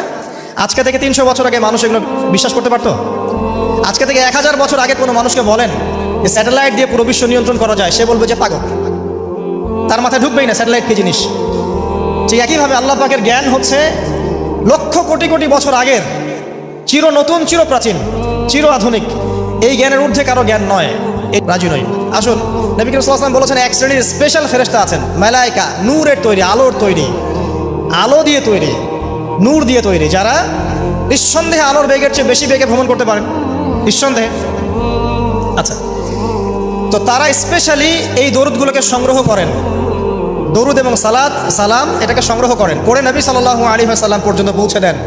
এরপর আল্লাহ রাব্বুল আলামিন, আল্লাহ সুবহানাহু ওয়া তাআলার ইচ্ছায় নবী করিম সাল্লাল্লাহু আলাইহি ওয়াসাল্লাম এর জবাব দিয়ে থাকেন। একটু চিন্তা করেন যে আপনি মনে করেন আল্লাহ রাসূল সাল্লাল্লাহু আলাইহি ওয়াসাল্লামের দরজায় দাঁড়িয়ে আছেন, কথার কথা মনে করেন যে তিনি জীবিত আছেন, কথার কথা আপনি তার বাড়ি চেনেন, তার বাসায় গেলেন, গিয়ে নক করলেন, গিয়ে নক করে বললেন আসসালামু আলাইকুম। এবার নবী সাল্লাল্লাহু আলাইহি ওয়াসাল্লাম ভিতর থেকে আপনাকে বললেন, কথার কথা ধরে নেন যে ওয়ালাইকুম আসসালাম। এর অর্থ কি? ওয়ালাইকুম আসসালাম অর্থ কি? আপনার উপরেও শান্তি বর্ষিত হোক। আচ্ছা, আবার মনে করেন আপনি বাসার ভিতরে আছেন, আপনার বাসায় নবীজি এসেছেন সাল্লাল্লাহু আলাইহি ওয়াসাল্লাম, কথার কথা। এবার তিনি আপনার দরজায় নক করছেন, নক করে বলছেন আসসালামু আলাইক, তোমার উপর শান্তি বর্ষিত হোক। তো নবী সাল্লাল্লাহু আলাইহি ওয়াসাল্লামের এই যে দোয়া, তোমার উপরে শান্তি বর্ষিত হোক, এটা যে যত বেশি পাবে তার জীবনটা তত সুন্দর হবে না? অতএব যে ব্যক্তি যত বেশি দরুদ পাঠ করবে, যত বেশি সালাত প্রদান করবে নবী সাল্লাল্লাহু আলাইহি ওয়াসাল্লামকে, ইনশাআল্লাহ তাআলা সে সচ্ছল হবে, টেনশন ফ্রি থাকবে, সুখে শান্তিতে পৃথিবীতে বসবাস করবে ইনশাআল্লাহ। আর সুখ বলতে আমি শুধুমাত্র চাকচিক্য বোঝাচ্ছি না, বাড়ি গাড়ি স্ট্যাটাস বোঝাচ্ছি না। সুখী হওয়ার জন্য টাকা যথেষ্ট না। অনেক সময় দেখবেন কোটিপতি মানুষ সুখী নয়, একজন ভ্যান চালক সুখী। সুখ টাকা দিয়ে কেনা যায়? সুখ বলতে মনের সুখকে বোঝানো হচ্ছে। আল্লাহ পাক আমাদেরকে বোঝার তৌফিক দান করুন। আমি যেটা বলতে চাচ্ছিলাম, জুমার দিনে বেশি থেকে বেশি নবীর উপর দরুদ পাঠ করতে হবে। কোন দরুদ পাঠ করব? একটা সংক্ষিপ্ত দরুদ আছে, পড়তে পারি আল্লাহুম্মা সাল্লি ওয়া সাল্লিম আলা নবিয়িনা মুহাম্মদ, এটা পড়তে পারি। আরেকটা আছে আল্লাহুম্মা সাল্লি আলা মুহাম্মাদিন ওয়া সাল্লিম, এটা সংক্ষিপ্ত। আর যদি আপনার সামনে নবীর নাম উচ্চারণ করা হয় বলবেন সাল্লাল্লাহু আলাইহি ওয়াসাল্লাম। অথবা সবচেয়ে সেরা দরুদ হচ্ছে দরুদ ইব্রাহিম, আল্লাহুম্মা সাল্লি আলা মুহাম্মদ ওয়া আলা আলি মুহাম্মদ কামা সাল্লাইতা আলা ইব্রাহিম ওয়া আলা আলি ইব্রাহিম ইন্নাকা হামিদুম মাজিদ। আল্লাহুম্মা বারিক আলা মুহাম্মদ ওয়া আলা আলি মুহাম্মদ কামা বারাকতা আলা ইব্রাহিম ওয়া আলা আলি ইব্রাহিম ইন্নাকা হামিদুম মাজিদ। এটা প্রথম আমল, জুমার দিনে করবেন। এছাড়া প্রত্যেক দিন সকালে 10 বার এবং সন্ধ্যায় 10 বার করে দরুদ পড়বেন। তাহলে কি হবে? ইনশাআল্লাহ তাআলা আপনি, আমি, আমরা সবাই কিয়ামতের মাঠে নবী সাল্লাল্লাহু আলাইহি ওয়াসাল্লামের সুপারিশ পেয়ে যাব ইনশাআল্লাহ। সুপারিশ সম্পর্কে একটা হাদিস শুনিয়ে দেই, যথেষ্ট হবে ইনশাআল্লাহ। নবী সাল্লাল্লাহু আলাইহি ওয়াসাল্লাম বলেছেন, আমার উম্মতের যে ব্যক্তি, যে কোনো ব্যক্তি, নারী পুরুষ, সাদা কালো, বাঙালি, যে কোনো ব্যক্তি, সে যদি শিরিক না করে মারা যায়, আল্লাহর সাথে শিরিক করে নাই, এই অবস্থায় মারা গেছে, নবী সাল্লাল্লাহু আলাইহি ওয়াসাল্লামের সুপারিশ তার উপর ওয়াজিব হবে ইনশাআল্লাহ। ইনশাআল্লাহ সে জান্নাতে যাবে যদি শিরিক না করে মারা যায়। অন্য যে কোনো পাপ আল্লাহ যাকে ইচ্ছা মাফ করতে পারে। আল্লাহ পাক আমাদেরকে শিরিক মুক্ত আমল করার তৌফিক এনায়েত করুন, আমিন। জুমার দিনের দ্বিতীয় আমল হচ্ছে আপনাকে সূরা কাহফ তেলাওয়াত করতে হবে। এটা খুবই ইম্পর্টেন্ট একটা আমল। জুমার দিনে সূরা কাহফ অবশ্যই তেলাওয়াত করবেন। যদি পুরোটা তেলাওয়াত করতে নাও পারেন, কমপক্ষে প্রথম 10 আয়াত, শেষের 10 আয়াত তেলাওয়াত করবেন। ইন্না আনজালনাহু ফি লাইলাতুল কদর, আমি কোরআনকে লাইলাতুল কদরে নাজিল করেছি। আর আমরা সবাই জানি লাইলাতুল কদর কোন মাসে? রমাদান মাসের শেষ দশকে। নবী সাল্লাল্লাহু আলাইহি ওয়াসাল্লাম আমাদেরকে জানাতে বের হয়েছিলেন যে এক্স্যাক্টলি কোন রাতে লাইলাতুল কদর। নবীজি লাইলাতুল কদর পেয়েছিলেন, তার কপালে কাদামাটির দাগ ছিল, ওই রাতে বৃষ্টি হয়েছিল। লাইলাতুল কদরের রাতে বৃষ্টি হতে পারে, এর একটা আলামত। তিনি বলতে বের হয়েছেন সাহাবীদেরকে যে কবে লাইলাতুল কদর। পথিমধ্যে দেখলেন দুইজন মুসলিম আপোষে ঝগড়া করছে। কি করছে? যেটা আমরা সচরাচর করি আর কি। দুইজন মুসলিম আপোষে ঝগড়া করছে। নবী সাল্লাল্লাহু আলাইহি ওয়াসাল্লাম বললেন যে আমি লাইলাতুল কদর জানানোর জন্যই এসেছিলাম, কিন্তু মুসলিমদের আপোষের ঝগড়ার কারণে এই জ্ঞানটাকে আমার থেকে ভুলিয়ে দেওয়া হয়েছে। এই ভুলিয়ে দেওয়ার মধ্যেই কল্যাণ ছিল। নবী সাল্লাল্লাহু আলাইহি ওয়াসাল্লাম বললেন, তোমরা লাইলাতুল কদর রমাদানের শেষ দশকে তালাশ করবে, শেষ দশকের বিজোড় রাতে তালাশ করবে, অর্থাৎ 21, 25, 23, 27 এবং 29 এই 5টা রাতে তোমরা লাইলাতুল কদর তালাশ করবে। ইনশাআল্লাহ এর মধ্যে একটা রাত লাইলাতুল কদর হবে। এই রাত যে পেয়ে যাবে, 1000 মাস ইবাদত করলে যে নেকি হয়, এই এক রাত ইবাদত করলে সেই নেকি হবে ইনশাআল্লাহ। লাইলাতুল কদরি খায়রুম মিন আলফি শাহর। এবং এই রাতে কি হয়? তানাজ্জালুল মালায়েকাতু ওয়ার রূহু ফিহা বিইذনি রাব্বিহিম মিন কুল্লি আমর। এই রাতে ফেরেশতা মণ্ডলী আসমান থেকে নেমে আসেন পৃথিবীতে, এবং তাদের সর্দার হচ্ছেন জিবরাইল আলাইহিস সালাম। কি নিয়ে নেমে আসেন? প্রত্যেকটা বিষয়ের ফয়সালা নিয়ে। অর্থাৎ এই এক বছর কি হবে আপনার সাথে, এটা লাইলাতুল কদরের মধ্যে ফিক্স করা হয়। মানুষের তাকদীর 3 দফায় লেখা হয়। কয় দফায়? প্রথম দফা হচ্ছে আসমান এবং জমিন সৃষ্টি করার 50,000 বছর আগেই আমাদের তাকদীর লেখা হয়ে গেছে। আসমান জমিন সৃষ্টি করার 50,000 বছর আগেই আপনার আমার তাকদীর লেখা হয়ে গেছে। এরপর মায়ের গর্ভে যখন সন্তানের রূহটা আসে, 4 মাস 10 দিন বয়স বাচ্চার, তখন আল্লাহর পক্ষ থেকে একজন ফেরেশতা আসেন, রূহ নিয়ে আসেন। রূহটা কি? রূহ মানে কি? সায়েন্সকে জিজ্ঞাসা করেন রূহ মানে কি, বলতে পারবে? ওয়ায়াসআলুনাকা আনির রূহ, তারা তোমাকে রূহ সম্পর্কে জিজ্ঞাসা করে। কুলির রূহু মিন আমরি রাব্বি, রূহ হচ্ছে তোমার রবের আদেশ মাত্র, আদেশ। ব্যাখ্যা করতে পারবে না, কঠিন না তরল না বায়বীয়। আল্লাহর হুকুমে এসেছে, আল্লাহর হুকুমেই চলে যাবে, কোনো কারণের দরকার নাই। আল্লাহ যদি বলেন কুন ফায়াকুন, এর নাম রূহ। তারা তোমাকে রূহ সম্পর্কে জিজ্ঞাসা করে। কুলির রূহু মিন আমরি রাব্বি, বলো যে রূহ তোমার রবের আদেশ মাত্র। ওয়া মা উতীতু মিনাল ইলমি ইল্লা কালিলা, রূহ সম্পর্কে তোমাদেরকে বেশি জ্ঞান দেওয়া হয়নি। তো এই রাতে যখন মালায়েকার পক্ষ থেকে আল্লাহ পাক রূহটা পাঠিয়ে দেন মায়ের গর্ভে, মালায়েকা ফুঁকে দেন, তখন বাচ্চা নড়াচড়া শুরু করে, বাচ্চার হার্টবিট পাম্প করা শুরু করে। তখন ফেরেশতা লিখে দেন তার হায়াত, তার রিজিক, সে সৌভাগ্যবান না দুর্ভাগ্যবান, এবং তার পরিণতি কী হবে লিখে দেওয়া হয়। দ্বিতীয় দফায় তাকদীর লেখা হয়। প্রথম দফায় কোথায়? আসমান জমিন সৃষ্টির 50,000 বছর আগে লাউহে মাহফুজে লেখা হয়ে গেছে। দ্বিতীয় দফা এখানে। এরপর লাইলাতুল কদরে আগামী 1 বছর কোথায় কি হবে না হবে প্রত্যেকটা বিষয় ফয়সালা করা হয় লাইলাতুল কদরে, যেটা রমাদান মাসের শেষ দশকে, শেষ দশকের বিজোড় রাতে। অতএব শেষ দশকে আমরা বাজার ঘাটে বেশি ব্যস্ত হব না। রমাজান আসন্ন, আমি কয়েকটা লেকচার এটা নিয়ে কথাও বলেছি, পরে আপনাদেরকে স্মরণ করানোর জন্য আমি কয়েকটা কাজের কথা বলছি। রমাদান মাসের প্রথম কাজ হচ্ছে বিশুদ্ধভাবে সওম রাখা। শুধু খাবার ছেড়ে দেয়া, পানাহার ছেড়ে দেয়া, স্ত্রী সহবাস ছেড়ে দেওয়ার নাম রোজা নয়। এই কথাটাকে হজম করতে শেখেন। খাবার পানীয় স্ত্রী সহবাস ছেড়ে দেওয়ার নামই শুধু রোজা নয়। যতক্ষণ পর্যন্ত একজন রোজাদার আল্লাহ পাকের সমস্ত নিষেধ ত্যাগ না করছে, রোজা হচ্ছে না। হাদিস এসেছে, কেউ যদি রোজা রেখে মিথ্যা কথা বলে, অশ্লীল কাজ করে, ওই ব্যক্তির পানাহার ত্যাগ করায় আল্লাহ পাকের কিচ্ছু যায় আসে না। বলে নাউজুবিল্লাহ।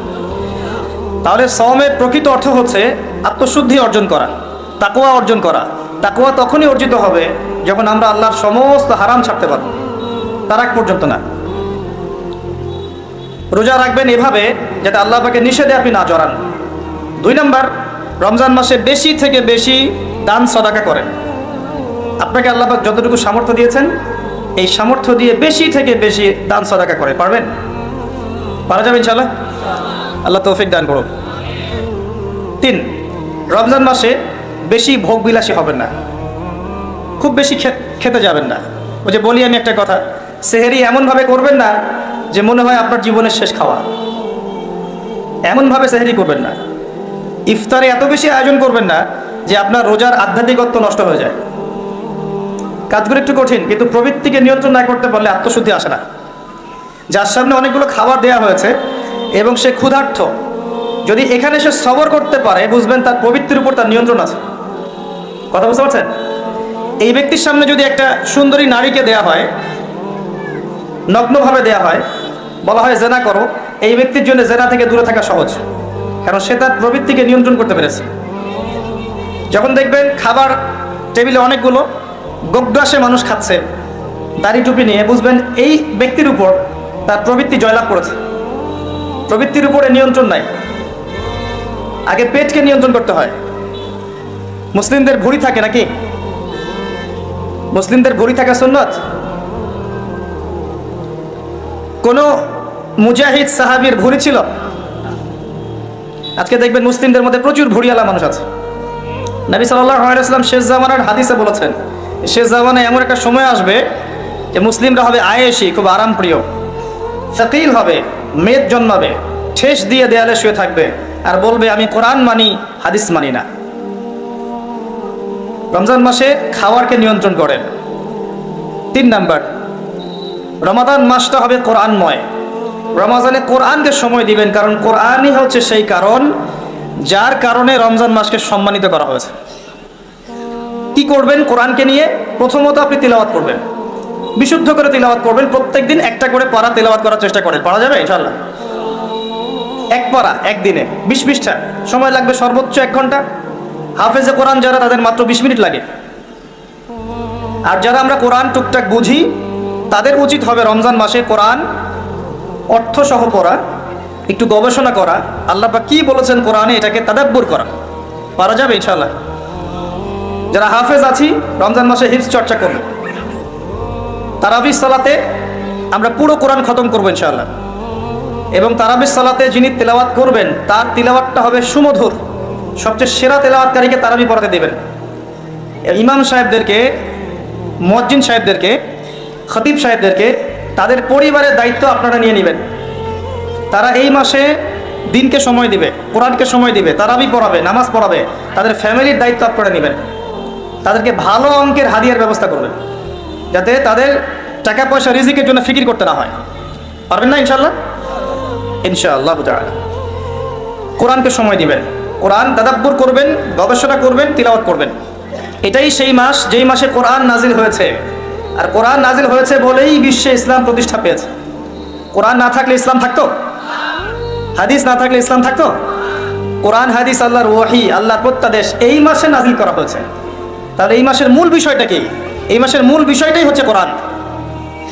কোরআনময় রমাদান, রমজান হবে কোরআনময়। কোরআন তেলাওয়াত শুনবেন। যারা বিভিন্ন অফিসে আছেন, আদালতে আছেন, ব্যাংকিং সেক্টরে আছেন, ড্রাইভিং করছেন, হোটেলে বসে আছেন, ইত্যাদি যে যে প্রফেশনে আছেন, শুরুতেই কোরআন তেলাওয়াত দিয়ে শুরু হবে। কোরআন তেলাওয়াত ছেড়ে দিবেন, কোরআন তেলাওয়াত বাঁচতে থাকবে, আপনি কাজ করবেন। কোরআনময় রমাদান, যেখানে যাবেন সেখানে কোরআন। গান শুনবেন না, কোরআন শুনবেন। বাসায় কোরআন তেলাওয়াত ছাড়বেন, সবাই মিলে দেখবেন, কোরআনময় চর্চা হবে। পারা যাবে ইনশাআল্লাহ?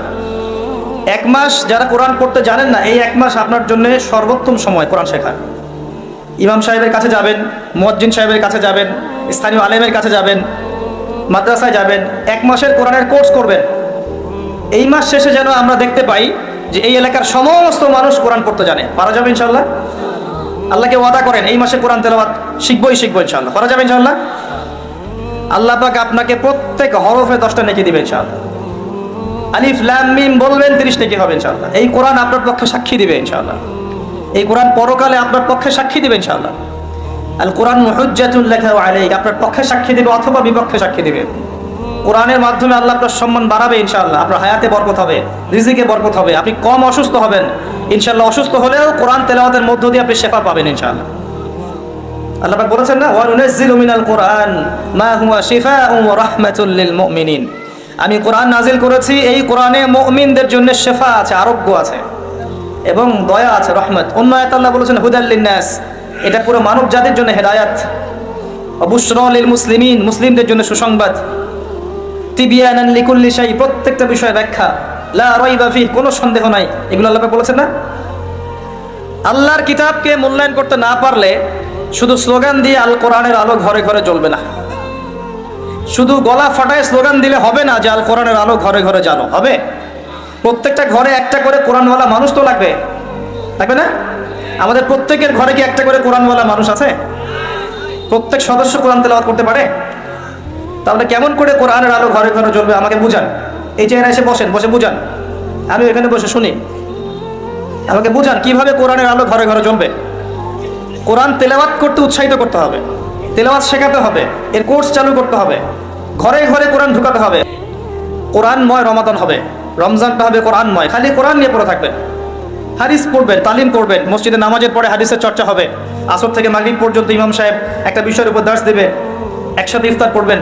একটা ইসলামী সংস্কৃতি বিরাজ করবে। আমলের মৌসুম, গুনাহ মাফ করানোর একটা মৌসুম। সেই ব্যক্তির জন্য ধ্বংস যে ব্যক্তি রমজান মাসকে পেয়েছে কিন্তু তার গুনাহ মাফ করাতে পারলো না।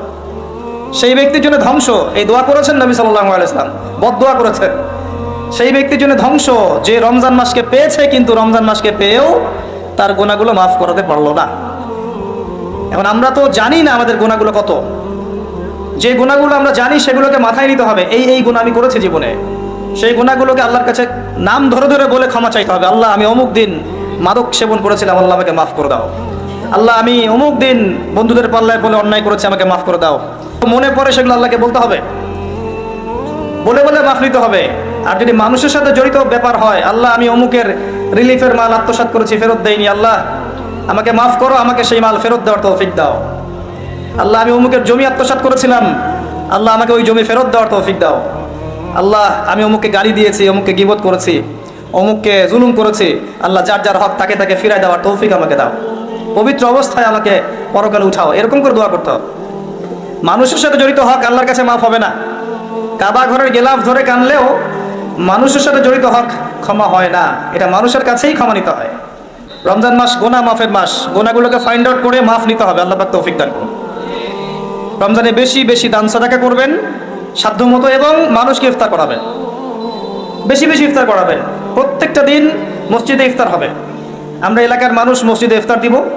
যারা মিসকিন আছে, দরিদ্র আছে, সবাই মসজিদে আসবে, আমরাও বসবো, সবাই মিলে বসে একসাথে, ধনী গরিব সবাই মিলে একসাথে ইফতার। এটা দেখবেন বারাকা হবে। একই বড় প্লেটে খাবেন, দেখবেন বারাকা হবে ইনশাআল্লাহ। 5 ওয়াক্ত নামাজ রমাদান মাসে জামাতে পড়বেন। যুবকরা পারা যাবে ইনশাআল্লাহ। আল্লাহ পাক তৌফিক দান করুক তোমাদেরকে। 5 ওয়াক্ত নামাজ জামাতে, এবং এবার যে নামাজ ধরবা আর জীবনে কোনোদিন ছাড়বা না ইনশাআল্লাহ। মৃত্যু হয়ে গেল, মৌতের আগেও 2 রাকাত নামাজ পড়ে মরবা, পারা যাবে?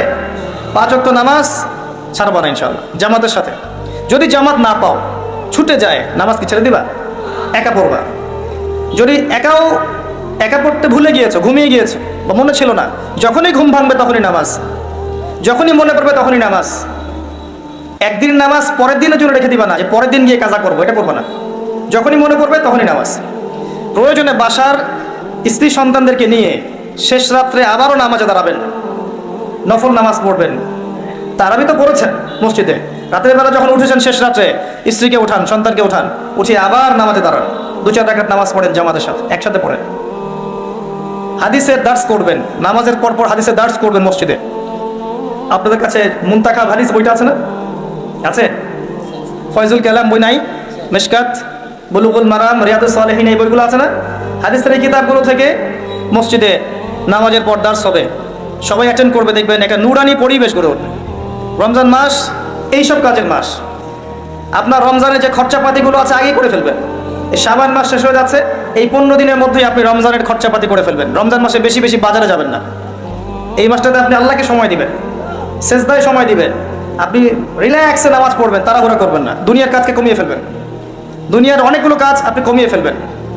রমজান আমরা দেখি আমরা দুনিয়ার কাজে ব্যস্ত হয়ে যাই, আর মা বোনরা রান্নার কাজে ব্যস্ত হয়ে যায়। এই কাজ করবেন না। এত বেশি রান্নার তো প্রয়োজন নেই আমার। ভাত রান্না করবেন, একটা মূল তরকারি সাথে সবজি বা সালাদ এরকম কিছু, এত 10টা-20টা আইটেম করতে হবে কি জন্য? এত খেতে হবে কেন? আমরা কি দুনিয়াতে খেতে আসছি? দুনিয়াতে আসছি কি জন্যে? আমরা কি খাওয়ার জন্য বাঁচবো না বাঁচার জন্য খাবো? কোনটা? কিছু কিছু মানুষ খাওয়ার জন্যই বাঁচে, আর কিছু মানুষ বাঁচার জন্য খায়। নবী সাল্লাল্লাহু আলাইহি ওয়াসাল্লাম কি খাওয়ার জন্য বাঁচতেন? তিনি বলছেন যদি খেতেই হয় মুসলিমদেরকে, তাহলে তারা যেন 1 ভাগ খায়, পেটের 1 ভাগ খায়, আরেক ভাগ পানি দিয়ে পূর্ণ করে, আরেক ভাগ ফাঁকা রাখে। আমাকে দেখান তো কতজন মানুষ এই সুন্নাহ পালন করে? পারলে আমরা 7 পেট খাই, 7 পেট। তারপরে দেখবেন যে বিশাল ভুঁড়ি নিয়ে এইসব চেয়ারে বসে ওয়াজ করছে, সুন্নতের মাধ্যমে জীবন করতে হবে, জাতি রাজি আছো কিনা? নিজের দেহেই সুন্নত নাই, নিজের খাওয়ারই সুন্নত নাই। রমজান মাসে দুনিয়ার কাজ কমিয়ে ফেলেন। আপনি যদি আপনার 20,000 টাকা দিয়ে সংসার চলে যায়, আপনার 40,000-এর দিকে যাওয়ার দরকার নাই। যদি আপনার 2-3টা আইটেম দিয়ে আপনি খাওয়ার ক্লোজ করতে পারেন, আপনার 8-10টা আইটেম করার দরকার নাই। আপনি ওই সময়টা কোরআন তাদাব্বুরে দেন, কোরআন শেখান, হাদিসের দার্সে দেন, বাচ্চা কাচ্চাদেরকে সময় দেন, পরিবারকে সময় দেন, দিনের জন্য একটু মেহনত করেন, আল্লাহর পথে মানুষকে দাওয়াত দেন, একটু সময় দেন। দুনিয়ার কাজ কমিয়ে ফেলেন, এটা আমার নসিহত থাকে। আরও আছে, রমাদানে আমরা তারাবি খুব সুন্দর করে আদায় করবো ইনশাআল্লাহ। তারাবিকে গুরুত্ব দিবেন, এটা অত্যন্ত গুরুত্বপূর্ণ একটা ইবাদত। এখানে রাকাত সংখ্যা নিয়ে ঝগড়া করবেন না, রাকাত সংখ্যা নিয়ে ঝগড়া না করে নামাজের কোয়ালিটি বাড়ানোর চেষ্টা করবেন। নামাজটা হবে কোয়ালিটিফুল। 2 রাকাত নামাজ দেখলে মনে হবে চোখ জোড়ানো নামাজ, লম্বা কেরাত, লম্বা রুকু, লম্বা সেজদা, এবং সেজদায় বেশি থেকে বেশি দোয়া করবেন। রমাদানে সেজদায় বেশি বেশি দোয়া করবেন, কারণ আল্লাহ পাক বলেছেন, আল্লাহ রাসূল বলেছেন যে বান্দা আল্লাহর এত কাছে কখনোই যেতে পারে না যত কাছে সে সেজদারত অবস্থায় থাকে। সেজদারত অবস্থায় আপনি যা চাইবেন আল্লাহর কাছে সেটাই কবুল হয়ে যাবে ইনশাআল্লাহ। আল্লাহ পাক আমাদেরকে বেশি বেশি সেজদায় দোয়া করার তৌফিক দান করুন, আমিন। কিয়ামতের দিন কোরআন তার পাঠকের পক্ষে সুপারিশ করবে, সুবহানাল্লাহ। তিনি বলছেন সূরা বাকারা এবং সূরা আলে ইমরান সুপারিশ করবে, ওই পাঠকের উপরে ছায়া প্রদান করবে। কিয়ামতের মাঠে কোনো ছায়া থাকবে? আল্লাহর আরশের ছায়া থাকবে, কোরআন আপনাকে ছায়া দিবে। সূরা আলে ইমরান, সূরা বাকারা আপনাকে ছায়া দিবে। বিশুদ্ধ করে তেলাওয়াত করা শিখলে আপনি রাত্রেবেলা সূরা মুলক তেলাওয়াত করবেন। কোন সূরা? সূরা মুলক। যে ব্যক্তি রাতের বেলা তেলাওয়াত করে, এই ব্যক্তি মৃত্যুবরণ করলে ইনশাআল্লাহ তাআলা তার কবরের আযাব হবে না। কবরের আযাব কি চারটাখানি কথা? সূরা মুলক তেলাওয়াত করলে এই ব্যক্তিকে সূরা মুলক কবরের আযাব থেকে বাঁচিয়ে দিবেন ইনশাআল্লাহ। 30টা আয়াত মুখস্থ করে ফেলতে পারেন। কোরআন তেলাওয়াত করা শিখলে আপনি আয়াতুল কুরসি পড়তে পারবেন। কোনটা? আল্লাহু লা ইলাহা ইল্লা হুয়াল হাইয়ুল কাইয়্যুম, এখান থেকে শেষ পর্যন্ত। সূরা বাকারার আয়াত নাম্বার 255। প্রত্যেক ফরজ নামাজের পর যে ব্যক্তি বিশুদ্ধ করে আয়াতুল কুরসি তেলাওয়াত করবে, মৃত্যু ছাড়া তার জান্নাতে যাওয়ার কোনো বাধা নাই। সুবহানাল্লাহ। আর ছোট্ট সূরা আছে কিছু, সূরা ফালাক, সূরা নাস, সূরা ইখলাস। সকালে 3 বার সূরা ইখলাস, 3 বার ফালাক, 3 বার নাস। বিকেলবেলা বা সন্ধ্যার পরে 3 বার সূরা ইখলাস, 3 বার ফালাক, 3 বার নাস। নবী সাল্লাল্লাহু আলাইহি ওয়াসাল্লাম বলছেন, এই ব্যক্তিকে দৃশ্য অদৃশ্যের যাবতীয় ক্ষতি থেকে বাঁচানোর দায়িত্ব আল্লাহ নিয়ে নেবেন ইনশাআল্লাহ। কোনো বিপদ আপদ বালা মুসিবত হঠাৎ করে আপনাকে আক্রমণ করবে না ইনশাআল্লাহ। এরপরে আছে সূরা বাকারার শেষের 3টা আয়াত, লিল্লাহি মা ফিস সামাওয়াতি, এখান থেকে ফানসুরনা আলাল কওমিল কাফিরিন পর্যন্ত। নবী সাল্লাল্লাহু আলাইহি ওয়াসাল্লাম বলেছেন, যে ব্যক্তি রাতের বেলা এই আয়াতগুলো তেলাওয়াত করবে, সারা রাত নফল নামাজ পড়লে যে নেকি হতো, এই 3টা আয়াত তেলাওয়াত করলে সে নেকি হয়ে যাবে ইনশাআল্লাহ। সেই 1400 বছর আগে নবীজি বলেছেন যে আমার উম্মত আর কিয়ামতের মাঝখানের দূরত্ব হচ্ছে আসর থেকে মাগরিবের ওয়াক্তের মতো। বুঝতে পারছি না? আসরের ওয়াক্ত, এই যে এখন আসরের ওয়াক্ত, মাগরিব হতে কতটুকু সময় বাকি আছে? 1.5 ঘন্টা, 2 ঘন্টা।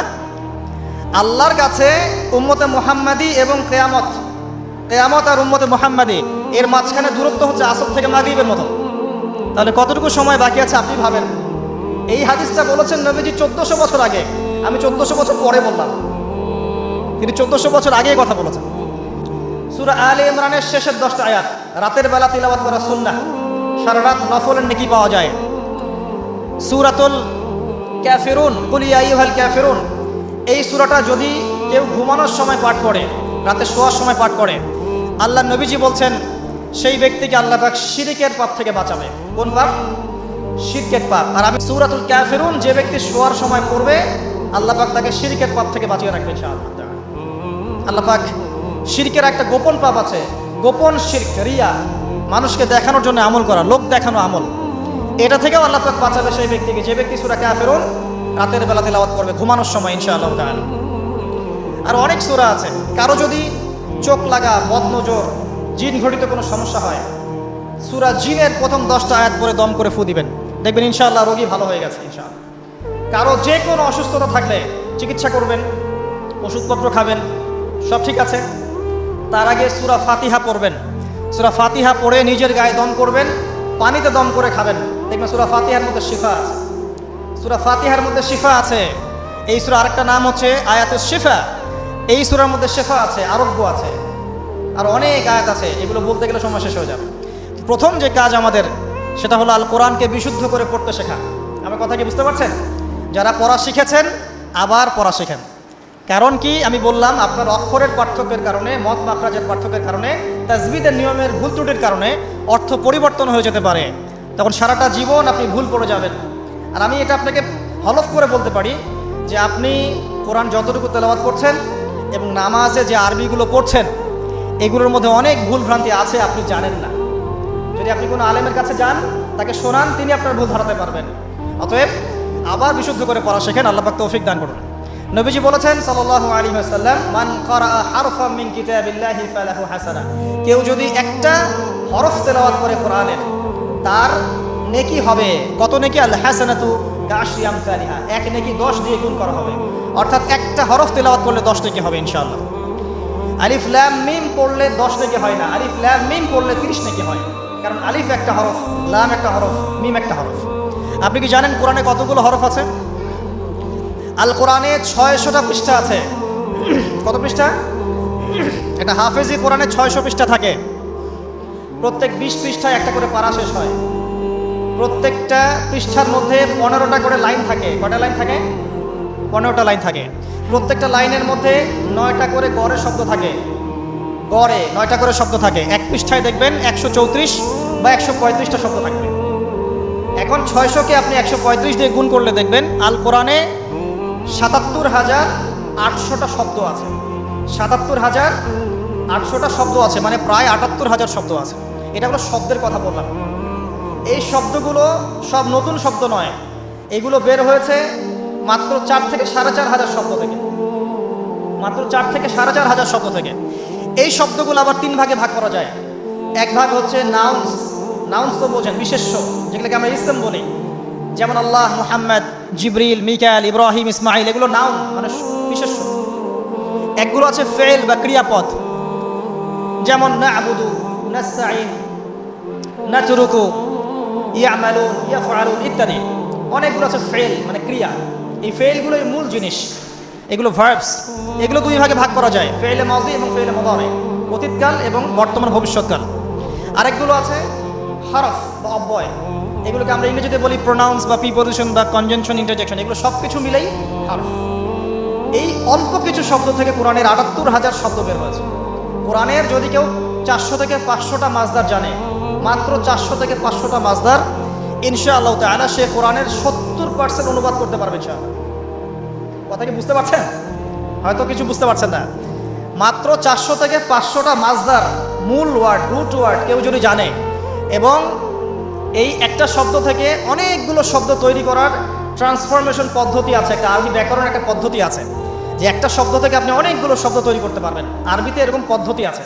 এই পদ্ধতিটা যদি সে জানে এবং এই সিনোনিমসগুলো, ভোকাবুলারিগুলো মনে রাখতে পারে, মাসদারগুলো মনে রাখতে পারে, ইসিমগুলো মনে রাখতে পারে, হরফের ব্যবহারগুলো জানে, সে ইনশাআল্লাহ তাআলা অল্প সময়ের মধ্যে 70% কোরআনের অনুবাদ করতে পারবে ইনশাআল্লাহ। বাকি 30% কি হবে সেটা নিয়ে পরে চিন্তা করা যাবে। আমি একটা ছোট্ট উদাহরণ দিচ্ছি। সূরা ফাতিহা, এখানে কম বেশি 18 থেকে 20টা শব্দ আছে, ঠিক আছে? আলহামদুলিল্লাহি রব আলামিন, রহমান রহিম, মালিক ইয়াউমদ্দিন, শব্দগুলো আছে। হয়তো সব মিলিয়ে হবে 18 থেকে 20টা শব্দ। সূরা ফাতিহার এই শব্দগুলো কোরআনে রিপিট করা হয়েছে 7,800 বার। কতবার? 7,800 বার। মানে সূরা ফাতিহার অর্থ যে জানে সে কোরআনের ৭,৮০০টা শব্দের অর্থ জানে। আল্লাহ পাক এই জন্যই বলেছেন ওয়ালাকাদ ইয়াসসারনাল কুরআনা লিযিকরি ফাহাল মিন মুদ্দাকির, আমি কোরআনকে বোঝার জন্য সহজ করে দিয়েছি, উপদেশ গ্রহণের জন্য সহজ করে দিয়েছি। ফাহাল মিন মুদ্দাকির, কেউ কি আছো উপদেশ গ্রহণকারী? কোরআন বোঝা সহজ, হাদিস শাস্ত্র কঠিন। হাদিস শাস্ত্রের মধ্যে অনেক কঠিন শব্দ থাকে, অনেক উঁচু স্তরের ব্যাকরণ থাকে। কোরআন সত্যি বোঝা সহজ, শুধু প্রয়োজন আপনার পরিশ্রম, আপনার লেগে থাকা, আপনার দোয়া, আপনার অধ্যবসায় এবং আলেম উলামার কাছে যাওয়া আসা করা এবং ধারাবাহিকতা বজায় রাখা। ইনশাআল্লাহ 2টা বছর সময় দেন, দেখবেন ইনশাআল্লাহ তাআলা আপনি আল কোরআনের মিনিমাম 60 থেকে 70% বুঝতে পারছেন। আমি কিন্তু বলছি না যে আপনি মুফতি হয়ে যাবেন, মুহাদ্দিস হয়ে যাবেন, মুফাসসির হয়ে যাবেন, এটা বলছি না। কিন্তু আপনি কেউ কোরআন তেলাওয়াত করলে আপনি তার অর্থটা বুঝতে পারবেন। আসুন কোরআনকে সময় দিন রমাদান মাসে, প্রথমে তেলাওয়াত করা শিখুন।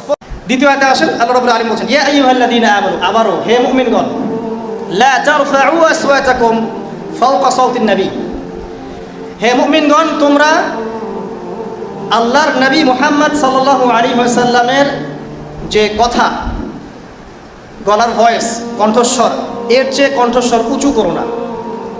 একটু আগে বলা হলো সামনে যেও না, এবার আরও টেনে ধরা হচ্ছে সামনে যাওয়া তো অনেক দূরের কথা। আল্লাহ এবং তার রাসূলের কণ্ঠস্বরের চাইতে কণ্ঠস্বর উঁচুও করতে পারে না, এটা করো না। ওয়ালা তাজহারু লাহু, এবং তার সাথে উচ্চ স্বরে কথা বলো না। বিল কওলি কাজাহরি বা'দিকুম লিবা'দ, তোমরা একে অপরের সাথে যেভাবে কথা বলো সেভাবে তার সাথে কথা বলো না। আন তাহবাতু আমালাকুম ওয়া আনতুম লা তাশউরুন, যদি এই কাজটা তোমরা করো তাহলে তোমাদের আমলনামা বিনষ্ট হয়ে যাবে, তোমরা টেরও পাবে না। দ্বিতীয় আয়াতের নাউযুবিল্লাহি মিন যালিক, দ্বিতীয় আয়াতের হেদায়েতটা শুনুন। আল্লাহ পাক বলছেন, প্রথম আয়াতে বলছেন সামনে যেও না আল্লাহ এবং তার রাসূলের কোনো বিষয়েই। দ্বিতীয় আয়াতে আল্লাহ পাক বলছেন নবীর কণ্ঠস্বরের চাইতে কণ্ঠস্বর উঁচুও করবে না, এবং তোমরা আপোষে যেভাবে কথা বলো একে অপরের সাথে, নবীর সাথে এরকম ভয়েসে কথা বলবে না। তাহলে যে নবী সাল্লাল্লাহু আলাইহি ওয়াসাল্লামের কণ্ঠস্বরের চেয়ে কণ্ঠস্বর উঁচু করলে বা তার সাথে আপোষে আমরা যেভাবে কথা বলি সেইভাবে কথা বললে আমলনামা বিনষ্ট হয়ে যাবে, সেই নবীর সুন্নাহ এড়িয়ে অন্য কোনো আদর্শ লালন করলে কি আমলনামা টিকবে? যেখানে আল্লাহ পাক বলছেন তার কণ্ঠস্বরের চেয়ে কণ্ঠস্বর উঁচুও করবে না, সেখানে আমরা যদি নবীর সুন্নাহ বাদ দিয়ে অন্য কোনো সুন্নাহ ফলো করি, অন্য কোনো আদর্শ ফলো করি, তাহলে কি আমাদের আমলনামা আদৌ টিকবে? প্রত্যেক বিবেকবান মানুষ এটা বুঝতে সক্ষম। সামনে চলেন, আল্লাহ পাক বলছেন ইন্নাল্লাযীনা ইয়াগুদ্দুনা আসওয়াতাহুম ইনদা রাসূলিল্লাহ, আর পক্ষান্তরে যারা আল্লাহর রাসূলের সামনে নিজেদের কণ্ঠস্বরটাকে নিচু করে, মানে আল্লাহ এবং তার রাসূলের আনুগত্য করে, রাসূলের সুন্নাহ মেনে চলে, অন্য কোনো আদর্শে যায় না, ঠিক আছে, তাদের পুরস্কার কি? আল্লাহ পাক বলছেন উলাইকাল্লাযীনা ইমতাহানাল্লাহু কুলুবাহুম লিত্তাকওয়া, এরাই সেই মানুষ যাদেরকে আল্লাহ পাক পরীক্ষা করে বাছাই করেছেন যাতে আল্লাহ তাদের কলবের মধ্যে তাকওয়া ঢেলে দিতে পারে। কথা বুঝতে পারছেন? আমরা যে বলি না যে তাকওয়াই সব কিছুর মানদণ্ড, ওয়াত্তাকুল্লাহ, আল্লাহকে ভয় করো, ইন্না আকরামাকুম ইনদাল্লাহি আতকাকুম, তোমাদের মধ্যে সবচেয়ে সম্মানিত সে ব্যক্তি যে বেশি মুত্তাকি। কিন্তু আমরা একটা বিষয় বুঝতে পারি না যে তাকওয়া অর্জন করব কিভাবে। শুধু কি নামাজ পড়লেই তাকওয়া অর্জন হবে? শুধু রোজা রাখলেই হবে? শুধু হজ করলেই হবে? শুধু যাকাত দিলেই হবে? আসলে তাকওয়া কিভাবে অর্জন করব, যেটা পরকালে নাজাতের মানদণ্ড, কিভাবে অর্জন করব? এই আয়াতের সলিউশন দেওয়া আছে, সেটা হলো আল্লাহ এবং তার রাসূলের, এখানে রাসূল সাল্লাল্লাহু আলাইহি ওয়াসাল্লামের গলার ভয়েসের কথা বলা হয়েছে, যে তার সামনে নিচু হয়ে থাকবে, অবনত থাকবে, মানে আত্মসমর্পণ করবে। তার গলার ভয়েসের চেয়ে উঁচু করো না, তার সুন্নতের বাইরে যেও না। এক কথায় জীবনের প্রতিটা ক্ষেত্রে কোনো ব্যক্তি যদি আল্লাহ রাসূল সাল্লাল্লাহু আলাইহি ওয়াসাল্লামের সুন্নাহর উপর থাকতে পারে, এর সামনে আত্মসমর্পণ করতে পারে, তাহলে আল্লাহ পাক ওই ব্যক্তির কলবে তাকওয়া ঢেলে দিবেন ইনশাআল্লাহ। শুধু তাই নয়, আল্লাহ পাক আরও বলছেন লাহুম মাগফিরাহ, তাদের জন্য আছে ক্ষমা, আল্লাহ পাক তার পক্ষ থেকে ক্ষমা করবেন। ওয়া আজরুন আযীম, এবং মহান পুরস্কার। আযীম শব্দটা আমরা কিন্তু রুকুতে বলি সুবহান রাব্বিয়াল আযীম। 7টা আসমানের উপরে আছে কুরসি, ওয়াসিআ কুরসিয়ুহুস সামাওয়াতি ওয়াল আরদ, তার উপরে আছে মহাসাগর যার গভীরতা 500 বছরের পথ, তার উপরে আছে আরশে আযীম। আর আল্লাহ রাব্বুল আলামিন আরশের উপরে, মহান আরশ বহন করে নিয়ে আসবেন কিয়ামতের মাঠে 8 জন ফেরেশতা, মাত্র 8 জন। তো সুবহান রাব্বিয়াল আযীম, পবিত্র আমার রব যিনি মহান। মহান কথাটা, আযীম কথাটা কত বিশাল অর্থে আসতে পারে কোরআনে, এখানে বুঝতে পারছেন।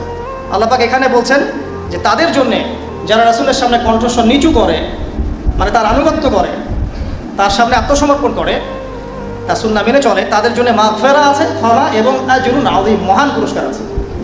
কোন পুরস্কার? যা কোনো চোখ দেখে নাই, কোনো কানও শোনে নাই, কোনো মন কল্পনা করতে পারেনি। আল্লাহ পাক আমাদের সবাইকে নসিব করুন, আমিন। তাফসীরে এসেছে যে রাসূল সাল্লাল্লাহু আলাইহি ওয়াসাল্লামের সামনে একবার আবু বকর এবং ওমর রাদিয়াল্লাহু আনহুমা তারা ছিলেন। একটা বিষয়ে মাশওয়ারা হচ্ছে, তো আবু বকর সিদ্দিক রাদিয়াল্লাহু আনহু বলছেন যে বনু তামিম গোত্রের কাকা আল তামিমি তাকে আমির নিযুক্ত করা হোক। আর উমর রাদিয়াল্লাহু আনহু আরেকজন সাহাবীর নাম বলছেন। এই নিয়ে উভয়ের মাঝখানে একটু কথা কাটাকাটি হলো আর কি। এক পর্যায়ে তাদের গলার ভয়েসটা একটু উঁচু হয়ে গেল, সামান্য একটু উঁচু, যেমনটা আমাদের হয়। তখন এই আয়াতগুলো নাজিল হয়। এরপর থেকে ওমর রাদিয়াল্লাহু আনহু এত নিচু স্বরে নবীর সামনে কথা বলতেন যে নবী সাল্লাল্লাহু আলাইহি ওয়াসাল্লামকে আরেকবার জিজ্ঞাসা করতে হতো, কি বললাম। আরেকজন সাহাবী সম্পর্কে এমনই একটা বর্ণনা এসেছে, সেই সাহাবী ঘরের মধ্যে বেশ কয়েকদিন থেকে অবস্থান করছেন, বাইরে আসেন না। অন্য সাহাবীরা জিজ্ঞাসা করছেন কেন, তিনি বলছেন যে আমি একবার নবী সাল্লাল্লাহু আলাইহি ওয়াসাল্লামের সামনে একটু উঁচু স্বরে কথা বলেছিলাম, হয়তোবা আয়াতটা আমার জন্যই নাজিল হয়েছে, আল্লাহ আমার সব আমল বিনষ্ট করে দিয়েছেন, হয়তোবা আমি জাহান্নামী হয়ে গেছে, আমি কোন মুখ নিয়ে বাইরে যাব। তখন নবী সাল্লাল্লাহু আলাইহি ওয়াসাল্লাম বললেন তাকে ডেকে নিয়ে আসো। ওই সাহাবীকে ডেকে আনা হলো। নবীজি বললেন সে জাহান্নামী নয়, বরং সে জান্নাতি। এরপর ইয়ামামার যুদ্ধে এই সাহাবী শহীদ হন। চতুর্থ আয়াত আল্লাহ পাক বলছেন, প্রথম তিনটা আয়াত আমরা বুঝতে পেরেছি আলহামদুলিল্লাহ।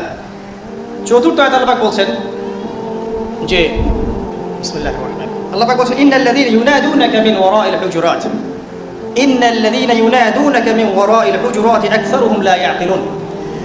4 নম্বর আয়াত আল্লাহ পাক বলছেন প্রথম 3 আয়াতের পরে, নিশ্চয়ই যারা হে নবী মুহাম্মদ সাল্লাল্লাহু আলাইহি ওয়াসাল্লাম তোমাকে হুজুরাতের পিছন দিক থেকে ডেকেছে। মানে নবী সাল্লাল্লাহু আলাইহি ওয়াসাল্লামের ছোট ছোট হুজরা ছিল, কক্ষ ছিল, এরকম 9টা কক্ষে তার 9 জন স্ত্রী থাকতেন মসজিদ নববীর ঠিক পাশে। তো একদল বেদুইন মানে আরবের গ্রাম্য কিছু মানুষ, তারা একবার দুপুর বেলা এসেছিল নবী সাল্লাল্লাহু আলাইহি ওয়াসাল্লামের কাছে। তাকে না পেয়ে তারা ঘরের বাহির থেকে তাকে ডাকা শুরু করেছিল জোরে জোরে, হে মুহাম্মদ সাল্লাল্লাহু আলাইহি ওয়াসাল্লাম বাইরে আসুন, বাইরে আসুন, এভাবে বলা শুরু করেছে। নবী সাল্লাল্লাহু আলাইহি ওয়াসাল্লাম মনে মনে একটু অস্বস্তি বোধ করেছেন, কিন্তু মুখে কিছু বলেন নাই, মুখে তাদেরকে কোনো কটু কথা বলেন নাই, কিন্তু আল্লাহ পাক সেই অস্বস্তির অবস্থাটা বুঝতে পেরেছেন।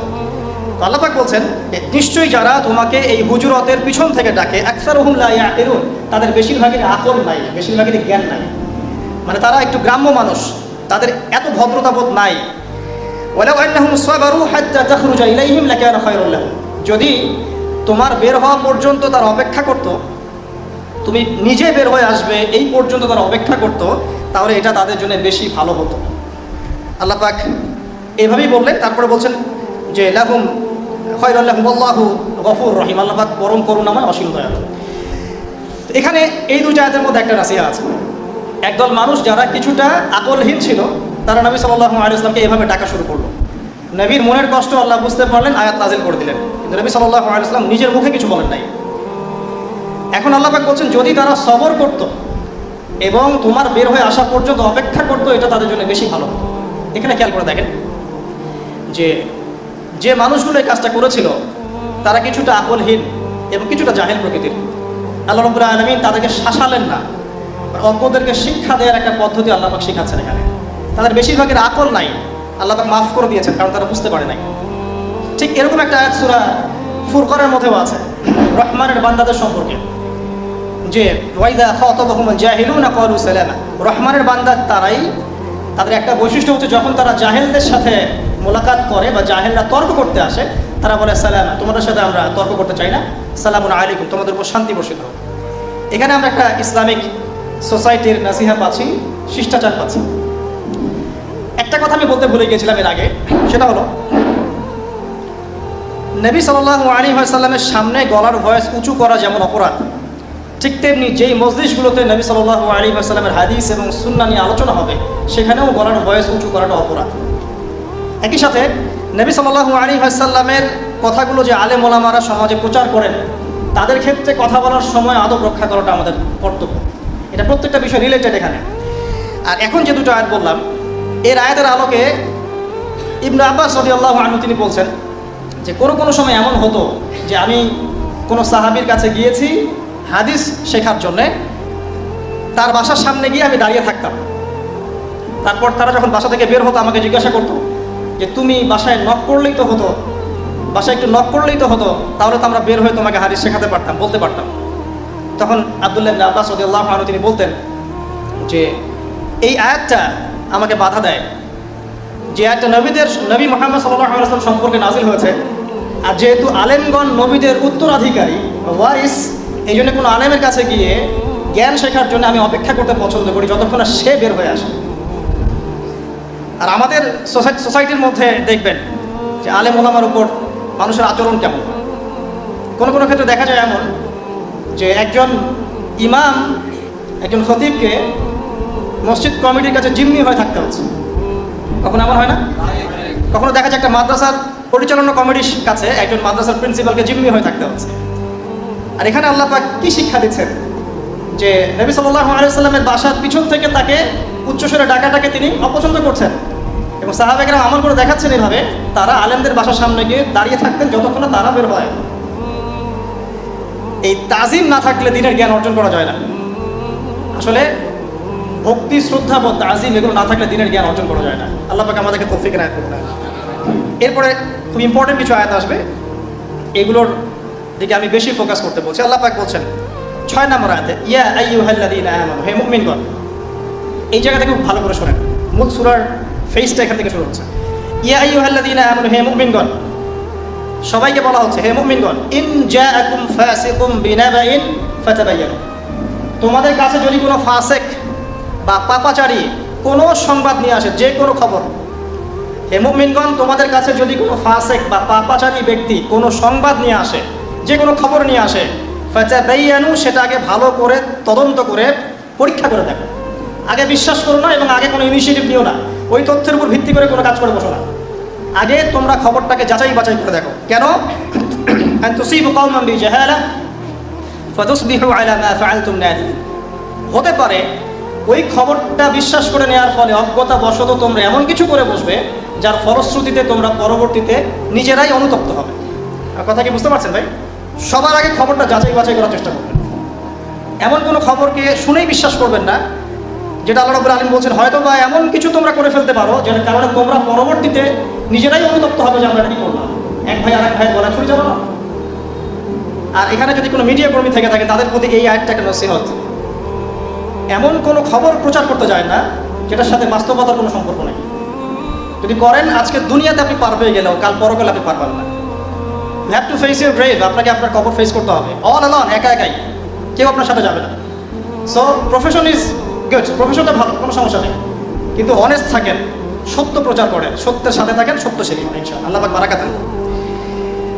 আল্লাহ পাক এই কথাটা বলার পরে সামনে যাচ্ছেন, তিনি বলছেন ওয়া আলামু আন্না ফীকুম রাসূলুল্লাহ, হে মুমিনগণ তোমরা জেনে রাখো তোমাদের সাথে তোমাদের সাথে আল্লাহর রাসূল আছেন, মানে রাসূল তখন জীবিত ছিলেন। লাউ ইউতিউকুম ফি কাসীরিন মিনাল আমরি লাআনিতুম, যদি রাসূল সাল্লাল্লাহু আলাইহি ওয়াসাল্লাম বেশিরভাগ ক্ষেত্রে তোমাদের কথা ফলো করা শুরু করেন তাহলে তোমরাই ক্ষতিগ্রস্ত হবে। আল্লাহর ওহী যখন আসে এটার উপরে যদি তিনি তোমাদের মতামতকে বেশি প্রাধান্য দিতে চান তাহলে তোমরাই ক্ষতিগ্রস্ত হবে। ওহীটা এসেছে আমাদের কল্যাণের জন্যই। ওয়ালাকিন্নাল্লাহা হাব্বাবা ইলাইকুমুল ঈমান ওয়া যায়্যানা, অথচ আল্লাহ রাব্বুল আলামিন হে মুমিনগণ তোমাদের অন্তরে ঈমানকে সুশোভিত করেছেন। সুবহানাল্লাহ। ওয়া হাব্বাবা ইলাইকুমুল ঈমান ওয়া যায়্যানাহু ফি কুলুবিকুম ওয়া কাররাহা ইলাইকুমুল কুফরা ওয়াল ফুসুক ওয়াল ইসয়ান, এবং হে মুমিনগণ তোমাদের অন্তরে আল্লাহ পাক কুফরি, ফাসিকি এবং অবাধ্যতা এগুলোকে অপছন্দনীয় করেছেন। আলহামদুলিল্লাহ। উলাইকা হুমুর রাশিদুন, এবং এরাই হচ্ছে মূলত রাশিদ, সুপথপ্রাপ্ত।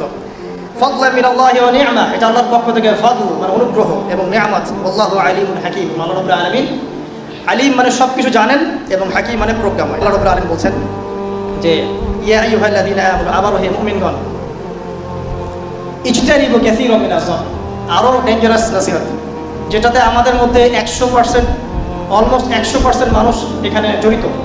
ইজতানিবু কাসীরাম মিনাজ যান, তোমরা বেশি থেকে বেশি ধারণা এবং অনুমান করা থেকে বিরত থাকো। বেশি বেশি ধারণা এবং অনুমান করা থেকে বিরত থাকো, বেঁচে থাকো। কারণ ইন্না বা'দা যান্নি ইসম, কারণ এমন অনেক ধারণা আছে যেগুলো আসলে পাপ, এগুলোর কোনো অস্তিত্ব নাই। অযথাই আপনি নিজের মনে এগুলো চিন্তা করছেন, সে হয়তো এমন না, আবার অমুক হয়তো তেমন, এখানে হয়তো এটা আছে, ওখানে হয়তো ওটা আছে, আপনি অযথাই অনুমান করছেন। এই অনুমানগুলোর সাথে বাস্তবতার কোনো সম্পর্ক নাই। আল্লাহ পাক আরও বলছেন ওয়ালা তাজাসসু, তোমরা জাসুসি করো না। এখানে জাসুসি বলতে বোঝানো হচ্ছে যে ইচ্ছা করে অন্যের দোষ খুঁজে বের করো না।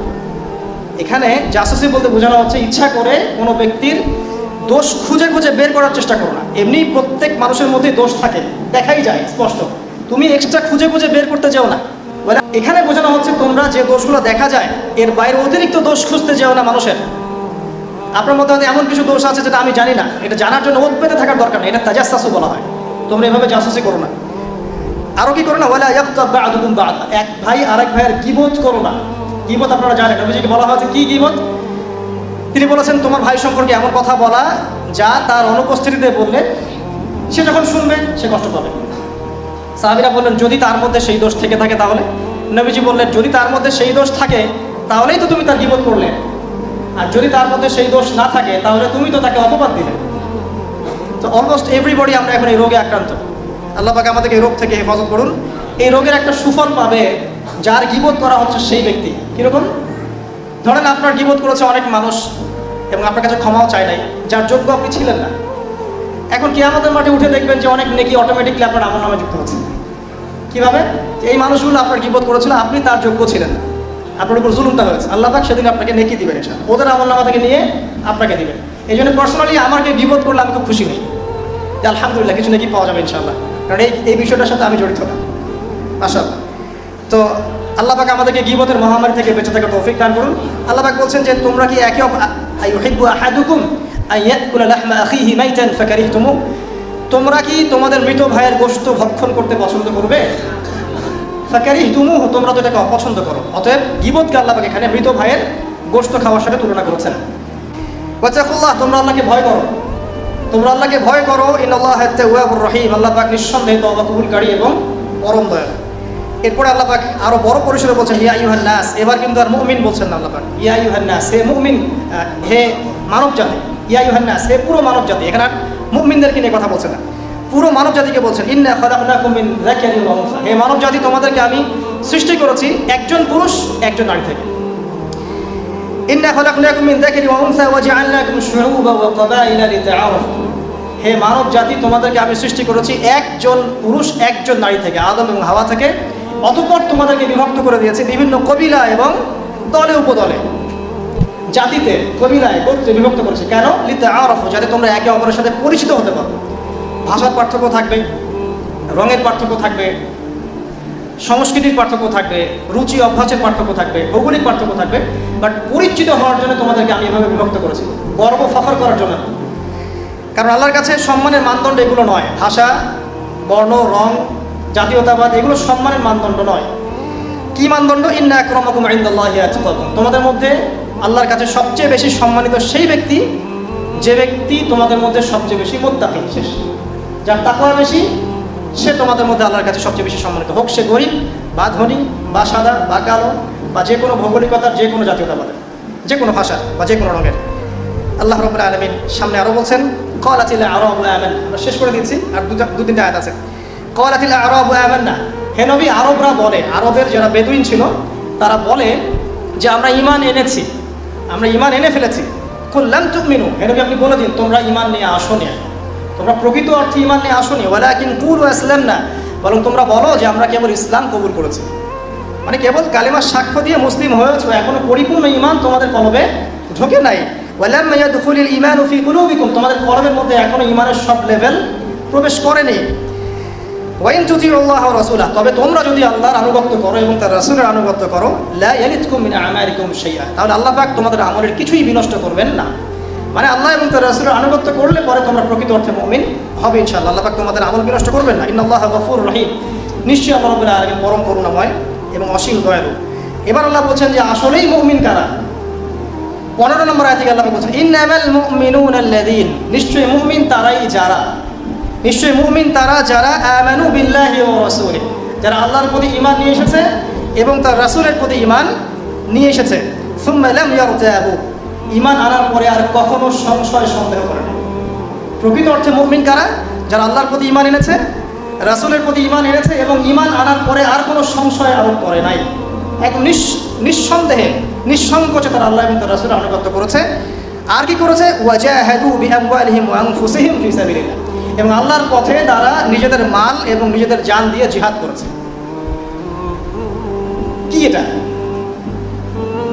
আল্লাহ পাকের দিন ইসলাম আল্লাহ পাকের জমিনে প্রচার হবে, প্রসার হবে, প্রতিষ্ঠা হবে। এর জন্য আপনি আপনার কথা, আপনার কলম, আপনার মাল, আপনার জান, আপনার যা কিছু আল্লাহ পাক আপনাকে দিয়েছেন, এই বিষয়গুলোকে ব্যবহার করে আপনি যখন দিনটাকে প্রচার করার চেষ্টা করছেন, প্রসার করার চেষ্টা করছেন, এস্টাবলিশমেন্টের চেষ্টা করছেন, এই প্রতিটা কাজই জিহাদের মতো। আল্লাহ পাক বলছেন প্রকৃত মুমিন তারাই যারা ঈমান আনে আল্লাহর প্রতি, রাসূলের প্রতি, এবং কোনো সন্দেহ পোষণ করে না, তারপরে দিনের জন্য প্রচেষ্টা চালায়, আল্লাহর পথে প্রচেষ্টা চালায়। উলাইকা হুমুস সাদিকুন, এরাই হচ্ছে প্রকৃতপক্ষে সত্যবাদী। আল্লাহ পাকের পরের আয়াতে বলছেন কুল আতুআল্লিমুনা আল্লাহ বিদীনিকুম, তোমরা কি, হে নবী বলে দিন, তোমরা কি আল্লাহকে তার দিন শেখাতে চাচ্ছ? তোমরা কি আল্লাহকে তার দিন শেখাতে চাচ্ছ? আল্লাহু ইয়া'লামু মা ফিস সামাওয়াতি ওয়া মা ফিল আরদ, অথচ আল্লাহ পাক আসমান জমিনের প্রতিটা বিষয় সম্পর্কে জ্ঞাত আছে। সেই সত্তাকে কি তোমরা দিন শেখাতে চাচ্ছ, যে সত্তা আসমান জমিনের প্রত্যেকটা বিষয় সম্পর্কে অবগত? আল্লাহু বিকুল্লি শাইইন আলিম, আল্লাহ পাক প্রত্যেকটা বিষয় সম্পর্কে জ্ঞানী। শেষের দুটো আয়াত আল্লাহ পাক বলছেন ইয়ামুন্নুনা আলাইকি, এক শ্রেণীর মুসলিমের চরিত্র আল্লাহ পাক এখানে উন্মোচন করছেন। ইয়ামুন্নুনা আলাইকা আন আসলিমু, কিছু মানুষ ইসলাম কবুল করেছে বলে তোমার সামনে এমন একটা ভাব প্রকাশ করে যে তোমার প্রতি অনেক ইহসান করে ফেলেছে। ইয়ামুন্নুনা আলাইকা আন আসলিমু, তোমরা কি ইসলাম কবুল করে করুণা করেছো নাকি আল্লাহর প্রতি? কুল্লা তামুন্নু আলাইয়া ইসলামাকুম, আল্লাহ পাক বলছেন তোমাদের ইসলাম কবুলে আল্লাহ পাকের কোনো করুণা নাই, আল্লাহ পাকের কোনো কিছু যায় আসে না। তোমরা কি ইসলাম কবুল করেছো, মনে করেছো তোমরা আল্লাহকে ঋণ দিয়ে ফেলেছো, আল্লাহ পাকে ইহসান করে ফেলেছো? তোমাদের ইসলাম কবুলে আল্লাহর কিছু যায় আসে না। বালিল্লাহু ইয়ামুন্নু আলাইকুম আন হাদাকুম লিল ঈমান, বরং আল্লাহ পাকই তোমাদের উপরে ইহসান করেছেন, করুণা করেছেন, যে আল্লাহ পাক তোমাদেরকে ইসলাম কবুলের তৌফিক দিয়েছেন। ইন কুনতুম সাদিকিন, যদি তোমরা সত্যবাদী হয়ে থাকো তাহলে বিশ্বাস করো এই বিষয়টা। ইন্নাল্লাহা ইয়া'লামু গায়বাস সামাওয়াতি ওয়াল আরদ, নিশ্চয় আল্লাহ রাব্বুল আলামিন গায়েবের সমস্ত বিষয় জানেন, আসমান জমিনের গায়েবের সমস্ত বিষয় জানেন। আল্লাহু বাসীরুম বিমা তা'মালুন, আল্লাহ রাব্বুল আলামিন সব কিছু দেখেন তোমরা যা করছো। এই কথাটা বলে আল্লাহ পাক সূরাটাকে শেষ করেছেন। নবী করিম সাল্লাল্লাহু আলাইহি ওয়াসাল্লাম একদিন মসজিদে বসে আছেন, একজন ব্যক্তি মসজিদে প্রবেশ করলেন, যার গায়ে ছিল ধবধবে সাদা পোশাক এবং যার চুলগুলো ছিল অত্যন্ত কুচকুচে কালো, অত্যন্ত কালো। তিনি এসে নবী সাল্লাল্লাহু আলাইহি ওয়াসাল্লামের কাছে বসলেন। ফাসনাদা রুকবাতাইহি ইলা রুকবাতাইহি, তিনি তার দুই হাঁটুকে নবী সাল্লাল্লাহু আলাইহি ওয়াসাল্লামের দুই হাঁটুর সাথে লাগিয়ে দিয়ে বসলেন। অনেকটা আমরা তাশাহুদে যেমন করে বসি ঠিক এভাবে। মসজিদে আসলেন অত্যন্ত সুন্দর কাপড় পরে। আমরা মসজিদে যাওয়ার সময় পোশাকের খেয়াল খুব একটা করি না, কিন্তু আল্লাহ পাক প্রত্যেক সালাতের জন্য, মসজিদে যাওয়ার জন্য উত্তম পোশাক পরতে বলেছেন। সাধ্য মতো আপনার সামর্থ্যের সেরা পোশাকটা পরতে বলেছেন, কারণ নামাজের মধ্য দিয়ে আপনি আল্লাহর সাথে সাক্ষাৎ করতে যাচ্ছেন। তো এইগুলো আমরা খেয়াল রাখি না। নবী সাল্লাল্লাহু আলাইহি ওয়াসাল্লাম এমন একজন মানুষ ছিলেন যার কাছে সফরে গেলেও তার কাছে চিরুনি থাকতো, আতর থাকতো, অনেক কিছু থাকতো, তেল থাকতো। ওই সময়ে টিপটাপ পরিপাটি থাকার জন্য যা যা প্রয়োজন ছিল এগুলো নবী সাল্লাল্লাহু আলাইহি ওয়াসাল্লামের কাছে থাকতো। তো ওই ব্যক্তি মসজিদে প্রবেশ করলেন সবচেয়ে উত্তম পোশাক পরে। এখান থেকে একটা শিক্ষা আছে, আমরা যখন মসজিদে যাব আমাদের উচিত হবে আপনার সামর্থ্যের সেরা পোশাকটা পরা। পারা যাবে ইনশাআল্লাহ? এসে তিনি নবী সাল্লাল্লাহু আলাইহি ওয়াসাল্লামের কাছে এসে বসলেন, হাঁটুর সাথে হাঁটু লাগিয়ে দিয়ে বসলেন এবং তার দুই হাত নবী সাল্লাল্লাহু আলাইহি ওয়াসাল্লামের উরু বা থাই এর উপরে রাখলেন।